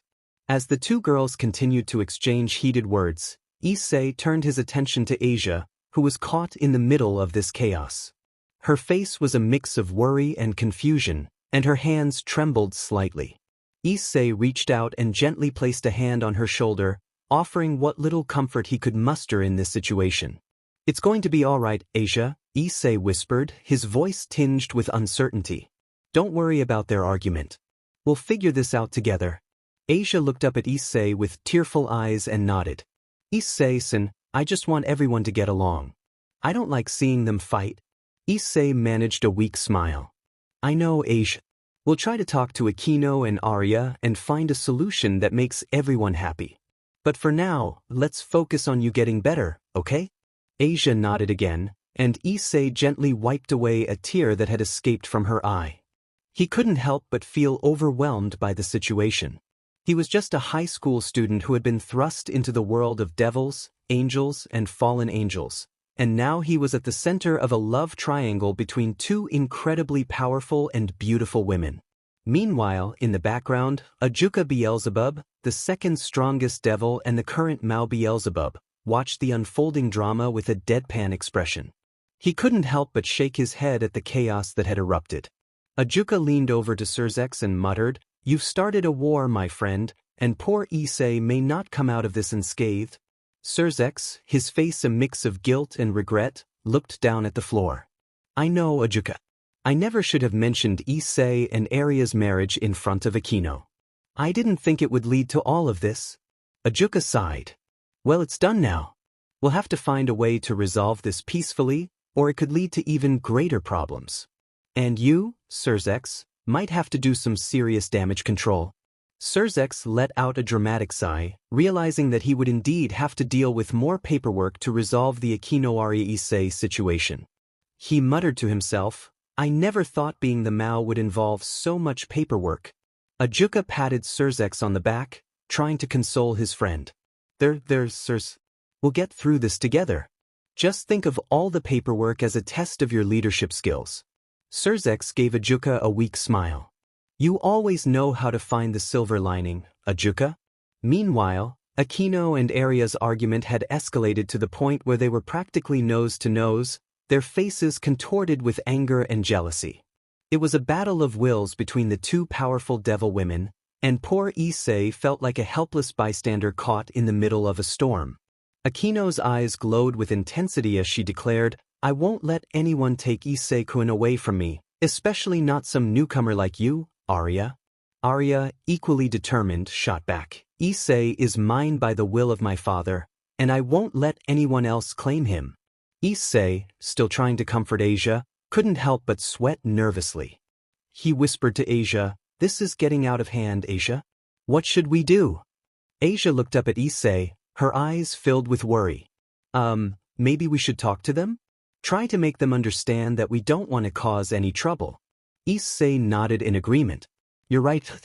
Let's try to reason with them.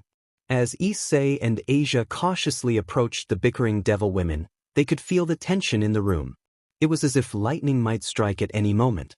"Excuse me, Akeno-san, Arya-san," Issei began tentatively, "we don't want to come between you two or cause any problems. We just want to find a solution that makes everyone happy." Akeno and Arya momentarily halted their argument, turning their attention to Issei and Asia. Akeno's expression softened slightly, but she was still wary. "Issei-kun, you don't understand. You're special to me, and I don't want to lose you to someone else." Arya, on the other hand, looked conflicted. She glanced at Issei and then at Akeno, her determination waning just a bit. "I don't want to hurt anyone either, but my father has made a decision, and I must honor it." Asia spoke up, her voice trembling slightly. "Can't we all find a way to be friends? Issei-san is a kind person, and he cares about both of you. Maybe we can figure out a way to make this work without fighting." Issei nodded in agreement. "Asia's right. We should try to find a compromise. Maybe we can spend time together and get to know each other better." Ajuka, who had been observing the scene, couldn't help but interject with a hint of humor. "Well, it seems our young devil trio is trying to negotiate a truce.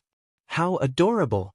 Sirzechs, who had been dreading more paperwork, saw a glimmer of hope in the situation. "You know what, Ajuka? Maybe they can figure this out on their own. We'll just have to wait and see." Akeno and Arya exchanged uncertain glances, both realizing that they didn't want to hurt Issei or each other. Perhaps there was a way to find common ground and build a unique relationship that worked for all of them. As the tension in the room began to dissipate, Issei, Akeno, and Arya decided to give compromise a chance.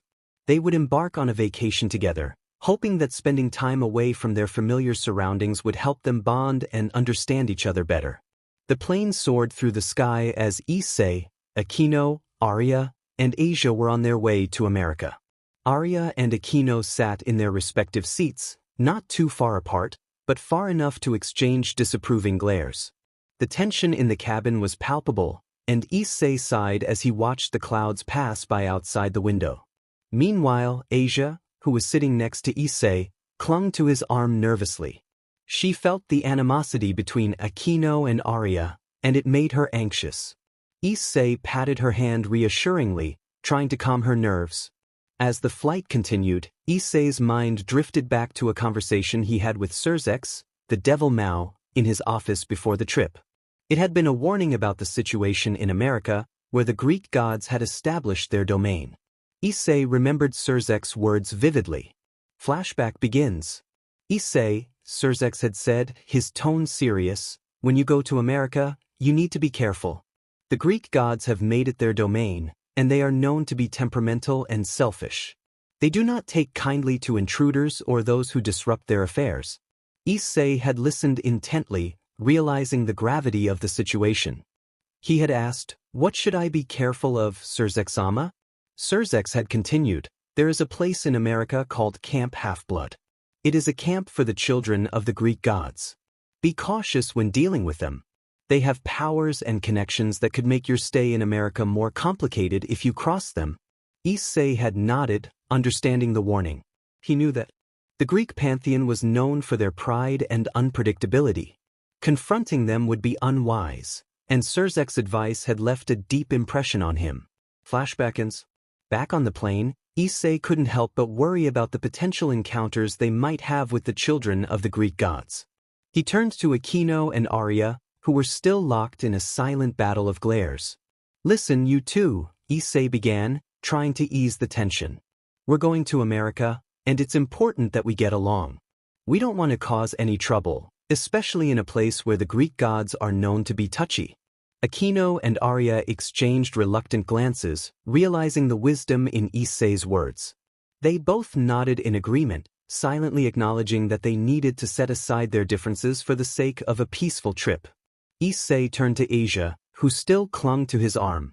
He smiled at her and said, "Asia, don't worry. We'll make sure this trip goes smoothly." Asia nodded, her fear subsiding as she found comfort in Issei's words. She knew that he would do his best to keep them safe and out of trouble. As the plane continued its journey towards America, Issei was lost in thought. He couldn't help but wonder about the warning Sirzechs had given him regarding the Greek gods and their domain in the country. In the midst of his contemplation, a familiar voice entered his mind. It was Draig, the Red Dragon Emperor, communicating with him telepathically. Issei's eyes widened as he heard Draig's voice inside his head. Partner, Draig's voice resonated in Issei's mind. I need to warn you about something. You now possess sunshine, the power of Escanor, your grandfather. It's an incredible power, but it comes with a history and some potential complications. Issei frowned, realizing the seriousness of Draig's tone. He replied, What do you mean, Draig? What history and complications are you talking about? Draig took a moment before responding. You see, your grandfather, Escanor, had some history with the Greek gods, particularly Zeus and Hera. There have been rumors and stories about their interactions, and it's safe to say that they weren't on the best of terms. Issei's curiosity was piqued, and he leaned into the telepathic conversation with Draig, urging him to elaborate. Tell me more, Draig. What happened between Gramps and the Greek gods? Why is there hostility? Draig began to recount the stories he had heard over the years, sharing the information with Issei. You see, Escanor's presence in the realm of the Greek gods wasn't welcomed with open arms. His overwhelming strength, thanks to sunshine, made him a formidable force, and that caught the attention of the gods. Zeus, the king of the Greek gods, and Hera, his queen, were particularly wary of him. Issei could sense the tension in Draig's explanation. He pressed for more details, but why were they wary of Gramps? Was it because of his strength? Draig continued, partly. Escanor's strength made him a target of interest, but it was more than that. It said that Escanor's personality and pride clashed with the god's own pride. He was known for his strong sense of justice and his refusal to bend to the will of others, even gods. Issei's mind was racing, trying to piece together the information. So, there was a clash of personalities and pride between Gramps and the Greek gods. But what does that mean for us now, Draig? Draig's response carried a note of caution. It means we need to be cautious, especially when dealing with the Greek gods. They might remember Escanor, and their memories of him might not be favorable. We don't want to attract their attention or anger. Issei nodded in understanding, realizing the potential dangers that lay ahead. He knew that he had to tread carefully in a land that held a history of conflict with his grandfather. As the telepathic conversation concluded, Issei sat back in his seat, pondering the new information he had received. He was determined to make the best of their trip to America, but he also understood the need for caution and diplomacy when dealing with the Greek gods. The group had finally arrived in America, their destination filled with mystery, adventure, and potential danger. They had chosen a lodge near the beach, a place of beauty and serenity that contrasted sharply with the tumultuous events of their recent past. As they unpacked and settled into their new surroundings, the excitement in the air was palpable. The sound of the ocean's waves crashing against the shore filled the background, a soothing melody that seemed to promise moments of relaxation amidst the unknown. Issei, carrying his suitcase towards the lodge, was caught off guard when Akeno, who had been uncharacteristically quiet during the journey, suddenly wrapped her arms around him from behind. He could feel her warm breath on his ear as she nibbled playfully, sending shivers down his spine. Issei blushed furiously as Akeno's teasing began.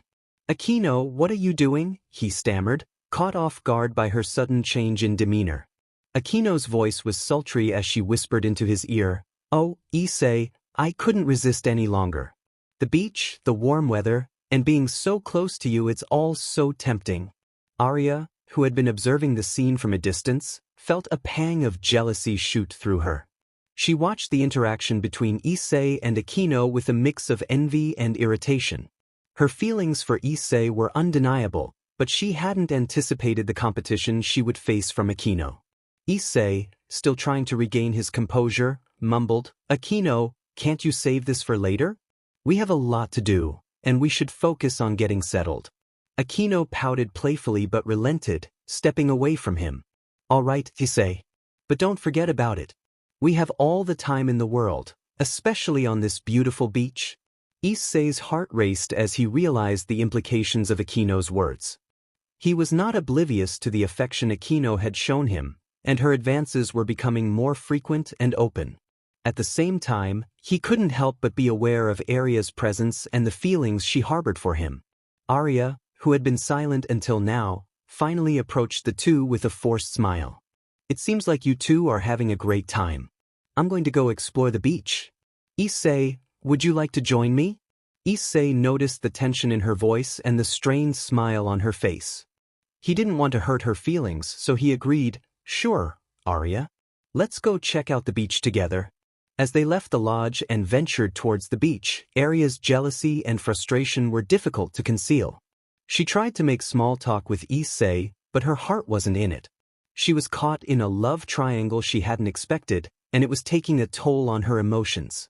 Issei, aware of Arya's discomfort, decided to address the elephant in the room.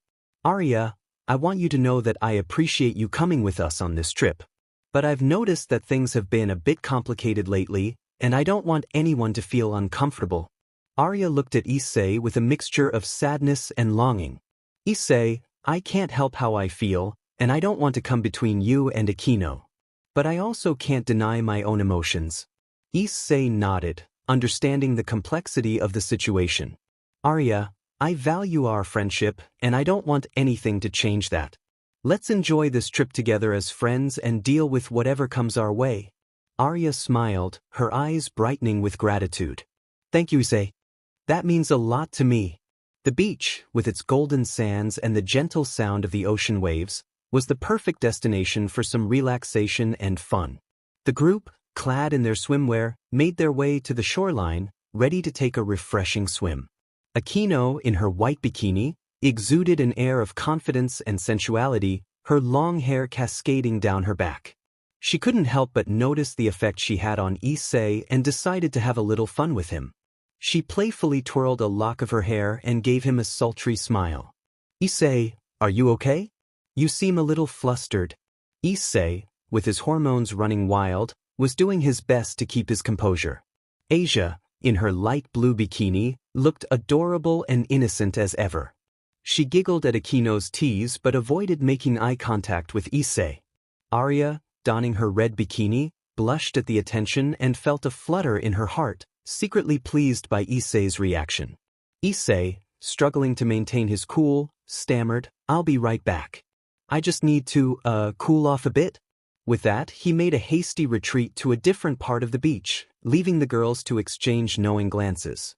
As Issei found a quiet spot away from the others, he let out a deep sigh.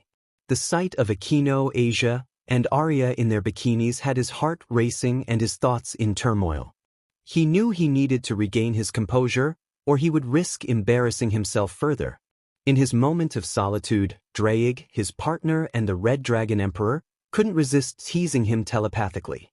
"Issei, my boy, you seem to be in quite the predicament." Issei grumbled, "Oh come on, Draig. You're not making it any easier." Draig chuckled, his mental voice filled with amusement. "You're a healthy young man, Issei. It's only natural to have those reactions. Just try to relax and enjoy the day."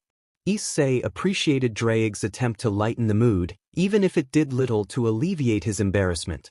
He took a few deep breaths, trying to calm his racing heart and wayward thoughts. After a few minutes, he felt more composed and made his way back to the group. As he returned, Akeno and the others greeted him with smiles, fully aware of the effect their beauty had on him. Issei, determined not to let his hormones get the best of him, grinned and said, "Sorry about that. I'm ready to enjoy the beach now." Akeno gave him a sly look. "I'm glad you're feeling better, Issei. Let's make the most of our time here." The day had been filled with laughter and joy, as Issei, Akeno, Asia, and Arya reveled in their time at the beach. They shared moments of fun and bonding that allowed them to forget the complexities of their relationships, at least for a little while.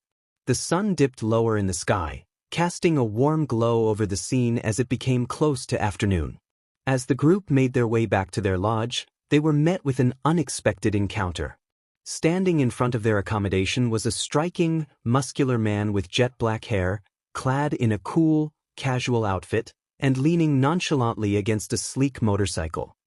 He sported a pair of sunglasses that concealed his eyes, and a confident smirk graced his lips. This enigmatic man's attention was immediately drawn to Akeno, and his gaze lingered on her, filled with unmistakable desire. He approached her with a flirty attitude, casting an admiring glance her way. Issei, who couldn't help but notice the man's advances, felt a mix of emotions, strangeness and anger churned within him. Draig, his trusty partner, reached out telepathically, warning Issei about the newcomer. He confirmed that the man standing before them was a god. Issei's heart sank at the realization. A god? This early into their journey? And the aura that the god exuded seemed to stoke his anger and desire for confrontation. Issei's frustration grew. A god? And which one? He couldn't help but feel provoked by the god's presence, as if it ignited a fiery rage within him. Draig's voice broke through his thoughts, advising caution and revealing his suspicion regarding the god's identity. With determination, Issei stepped in front of Akeno, his protectiveness evident in his stance. He confronted the god, his voice firm and challenging. Who are you and why are you here? Issei demanded answers, unwilling to bow before this mysterious and cocky individual. The god's response would shape the course of their encounter. The god, undeterred by Issei's bravado, smirked and let out a dismissive laugh. A pipsqueak like you should know his place and bow before a god. Though I can see you possess some insane power. I am Aries, the god of war. Issei, unflinchingly, met Aries' intense gaze and demanded an explanation for the god's presence. Why are you here? Issei asked, his voice laced with both curiosity and suspicion. Aries chuckled, the sound carrying an air of arrogance and power. I'm not here for a leisurely stroll, if that's what you're wondering, he replied. I've sensed something extraordinary about you. Issei wasn't one to back down easily, and he pressed further. Extraordinary? What are you talking about? Aries' sunglasses concealed his eyes, but his smirk was evident. I can sense the power of sunshine within you. The same power that belonged to Escanor. Issei's eyes widened at the mention of his adoptive grandfather. He had not expected this connection to be so readily apparent. Escanor was my adoptive grandfather, he admitted. The fact that Aries knew Escanor instantly set off warning bells in his mind. Aries' demeanor shifted, his tone growing colder and filled with disdain. Escanor, he muttered with a bitter undertone. I remember him well.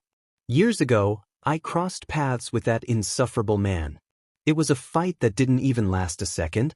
Issei listened with rapt attention, curious about the story that was unfolding before him. Aries continued, his voice carrying a sense of humiliation. Escanor flattened me without breaking a sweat. He crushed me, like I was nothing. The god's face contorted with anger, and his pride had clearly been wounded deeply. The implications of Aries' words were not lost on Issei. Escanor had bested the god of war with ease, and that fact seemed to have haunted Aries ever since. Issei took a step back, feeling the immense tension in the air. Akeno, Asia, and Arya were all bracing themselves for the impending confrontation, their powers manifesting around them as they prepared for battle. Arya's red-hot flames flickered and danced around her, a reflection of her rage and determination. Akeno's lightning crackled and sparked, a display of her unwavering loyalty and readiness to protect Issei. Asia's healing abilities were at the ready, a silent vow to keep her friends safe. Aries' twisted grin widened as he continued to taunt Issei, his voice oozing with malice. Oh, I plan to savor every moment of your suffering, boy. Ending you is just the start of my revenge. And those lovely ladies you have with you, well, they might provide me with some entertainment. Issei's eyes blazed with fury at Aries' callous words. He couldn't let this god of war harm his friends, and he certainly wouldn't allow any harm to come to Akeno, Asia, and Arya. Akeno's anger flared as she clenched her fists. Lightning crackled around her, a warning to Aries not to underestimate her powers. Arya's flames burned hotter, her eyes locked onto the arrogant deity. She wouldn't let anyone threaten her new friends, especially not her potential future husband.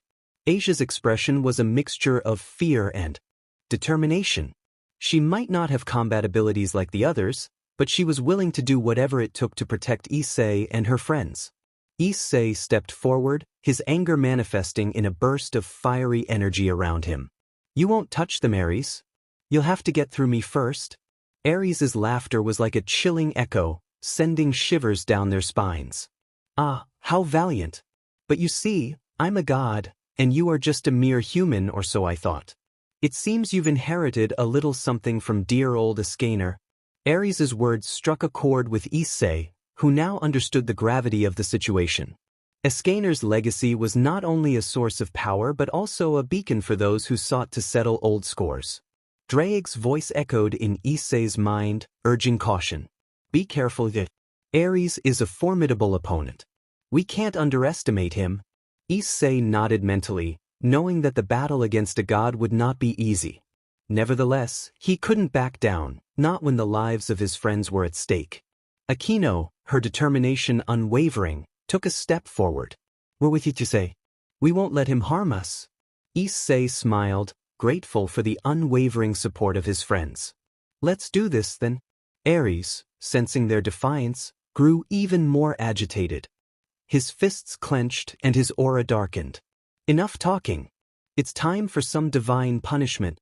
With a burst of speed, Aries lunged at Issei, aiming a powerful punch at his chest. Issei reacted quickly, activating his boosted gear to defend against the attack. The collision of their fists created a shockwave, sending sand and debris flying in all directions. Akeno and Asia backed away to ensure they didn't get caught in the crossfire, while Arya summoned a fiery shield to protect herself. Issei and Aries clashed with titanic force, their blows echoing across the beach. Aries was a seasoned warrior, and his godly strength was evident as he pushed Issei back with relentless strikes. Issei knew that in his current state, he wouldn't be able to defeat Aries, the god of war. Gritting his teeth, Issei made a quick decision. He called upon the power of sunshine, his grandfather Escanor's legacy, and summoned the divine axe, Rita, from the heavens. The golden axe descended with a radiant gleam, landing in Issei's hand. Drake's voice resounded in Issei's mind as he chanted the words of his balance breaker. Welsh Dragon Balance Breaker Mode, Sunshine. Issei's armor transformed, empowered by the radiant energy of sunshine. His body became a beacon of divine power, and his strength surged to new heights. Aries, seeing the transformation, sneered with a mixture of admiration and arrogance. The Red Dragon Emperor with the power of sunshine, an intriguing combination. You are indeed a formidable threat. I should eliminate you before you become a nuisance to the gods. Issei, now in his enhanced state, faced Aries with renewed determination. His eyes blazed with righteous fury as he swung Rita, clashing with Aries' divine might. The force of their blows created shockwaves that sent shockwaves of energy rippling through the beach. Akeno, Asia, and Arya watched in awe as Issei fought valiantly, wielding the power of sunshine. They could sense the incredible energy radiating from him, and it filled them with hope that Issei could prevail. Issei's attacks, empowered by sunshine, pushed Aries back. The god of war struggled to maintain his composure as Issei's onslaught continued. Issei, driven by his desire to protect his friends and himself, fought with unwavering determination. Arya's flames danced around her, reflecting the intensity of the battle. Akeno's lightning crackled, and Asia's eyes shimmered with both fear and belief in Issei's strength. As the battle raged on, Issei's powerful strikes began to wear down Aries. The god, who had initially appeared invincible, now found himself on the defensive. Issei's combination of balance breaker and sunshine had turned the tide of the battle in his favor. As Aries, consumed by rage and desperation, roared in defiance, he made a fateful decision. In a blinding flash of divine power, he unleashed his divine form, a transformation that had the potential to turn regular mortals to dust with a mere glance. Aries' immense aura radiated with destructive energy, and it threatened to consume everything in its path. Drake's voice echoed, issuing a grave warning. Everyone look away. Aries' divine form can end with just a glance. Don't let your eyes meet his. Akeno, Arya, and Asia heeded the warning, covering their eyes and turning away from the blinding radiance that emanated from Aries. Issei, too, shielded his eyes and followed their lead, understanding the danger that Aries' divine form posed. Drake, ever the vigilant partner, took it a step further. He used his magical abilities to create a protective barrier around Issei's eyes, shielding him from the devastating effects of Aries' transformation. Issei could feel the energy swirling around him, a powerful safeguard provided by his partner, Drake. As the blinding glow of Aries' divine form slowly subsided, Issei could sense the change in the battlefield. Aries was now in his divine state, radiating an overwhelming presence that surpassed anything Issei had encountered before. The godly power and divine energy that emanated from Aries were suffocating. Issei cautiously lowered his hands, and with Drake's protective enchantment, he could look upon Aries without being instantly obliterated by his divine gaze. The sight before him was both awe-inspiring and terrifying. Akeno, Arya, and Asia, still shielded from the deadly effects, watched as Issei confronted Aries in his divine form. The intensity of the battle was reaching unprecedented levels, and the fate of the beach hung in the balance. Aries, now fully transformed, regarded Issei with an arrogant smirk. "Behold my divine form, Issei Hyoudou. This is the power of a god, a power that will put an end to your defiance." Issei, resolute and determined, pointed Rita at Aries. "I don't care if you're a god. I won't back down. I fight to protect my friends and myself." Drake's voice echoed within Issei's mind, encouraging him to use Sunshine's power to its fullest. Issei's armor, enhanced by the divine energy of Sunshine, began to shine even brighter. He was prepared to face the god of war, regardless of the odds stacked against him. Aries, seething with anger, unleashed a devastating attack, a torrent of divine energy that threatened to engulf Issei. Issei, fueled by the power of Sunshine, stood his ground, holding his divine axe, Rita, to defend against the onslaught. The clash of powers sent shockwaves through the beach, creating massive craters in the sand. The sheer force of their confrontation was reshaping the landscape. The battle between Issei and Aries raged on with relentless fury. Issei, empowered by Sunshine, wielded the divine axe, Rita, with unmatched precision, while Aries, in his divine form, brandished a deadly, blood-red spear. The clash of their weapons sent sparks flying and reverberated across the beach. Aries sneered, his eyes filled with arrogance. "You may have Sunshine, Issei Hyoudou, but you cannot defeat the god of war so easily." Issei's response was a fierce swing of Rita, which sent a shockwave of golden flames hurtling toward Aries. The god deftly parried the attack with his spear, but the sheer force of the blast created a massive explosion, scattering sand and debris in all directions. Issei smirked, his determination unwavering. "I don't intend to make it easy for you, Aries."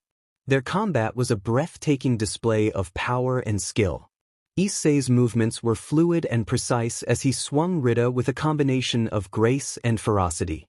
Aries, the seasoned god of battle, countered with a masterful display of combat techniques, making every move count. Aries lunged forward, his spear thrusting with deadly precision.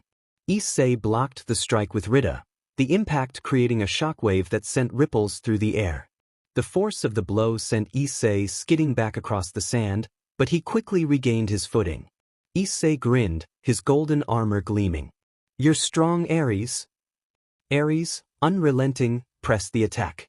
He unleashed a barrage of lightning-fast strikes with his bloody spear, each one aimed at Issei's vital points. Issei's response was a combination of speed and agility as he expertly parried Aries' blows, narrowly avoiding each deadly thrust. Arya, Akeno, and Asia watched in awe as the battle unfolded. Issei's mastery of Rita and the power of Sunshine was a sight to behold. Aries, despite his divine form, was facing a determined and powerful adversary. Issei, with a burst of speed, closed the distance between them and swung Rita with tremendous force. Aries blocked the attack with his spear, their weapons locking in a fierce clash. Sand and sparks flew from the point of contact, creating a dazzling display of power. Aries' grin widened as he pushed against Issei. "You fight well, mortal, but you can't keep up with a god." Issei's response was a burst of golden flames that erupted from Rita, forcing Aries to step back. The god of war was momentarily caught off guard, but he quickly regained his composure. As the intense battle between Issei and Aries raged on, Issei realized that he needed to bring this conflict to a swift and decisive conclusion. The sun was now at its peak in the sky, casting its brilliant rays upon the beach. Issei's eyes focused on the celestial source of his power, and he raised his hand toward the sun. The radiant energy of sunshine began to gather around his hand, swirling and coalescing into a giant miniature sun. Drake's voice resounded in Issei's mind, urging him to finish the battle. "And did Issei?" With a resounding roar, Issei declared, "Cruel sun." The gathered power within his hand was unleashed in a blinding flash of incandescent brilliance. The mini-sun hurtled toward Aries with unstoppable force, leaving a blazing trail in its wake. The moment of impact was cataclysmic. The collision between the mini-sun and Aries sent shockwaves rippling through the air. The explosion that followed was of such immense magnitude that it shook the entire country of America. The sea, bearing witness to this spectacular display of power, began to churn and boil as the water evaporated at an astonishing rate. The combined energy of sunshine and Issei's determination had created a devastating force that dwarfed anything Aries could muster. Aries, caught in the heart of the explosion, was enveloped in the searing heat and blinding light. The force of the blast sent him hurtling backward, his godly form unable to withstand the incredible power of Issei's attack. Issei, his golden armor still aglow with the radiance of sunshine, watched as the explosion's shockwaves continued to ripple outward. The aftermath of the attack left a smoldering crater in the sand, and the atmosphere was thick with the residual energy of the battle. Akeno, Arya, and Asia, who had been watching the battle with bated breath, were left in awe of the immense power Issei had displayed. The beach had been transformed into a battleground, and the sea was still in turmoil from the intense heat. Issei, though victorious, knew that he had pushed himself to the limit. His armor dissipated, and he dropped to his knees, panting heavily. Drake's voice reassured him, "You did it, partner. You defeated Aries." Akeno, Arya, and Asia gathered around Issei, their expressions filled with concern and worry for his well-being. Issei, despite his victory over Aries, had pushed himself to the limit during the intense battle, and it was evident that he was exhausted and in need of care. Akeno gently reached out to touch Issei's face, her fingers brushing his cheek with tenderness. "Issei, you're hurt. We need to tend to your injuries. You should have told us if you were feeling this weak." Issei's fatigue was apparent, and he leaned into Akeno's touch, appreciating her concern. "I didn't want to worry you, Akeno. I'm just glad we're all safe." Arya, her fiery aura now calmed, knelt beside Issei, her eyes filled with genuine worry. "Issei, you're amazing, but you don't always have to bear the burden alone. We're here for you." Asia, the embodiment of kindness, nodded in agreement. "Issei, please let us help you. You've done so much for us, and now it's our turn to take care of you." Issei felt a warmth in his heart as he looked at the three girls who meant so much to him.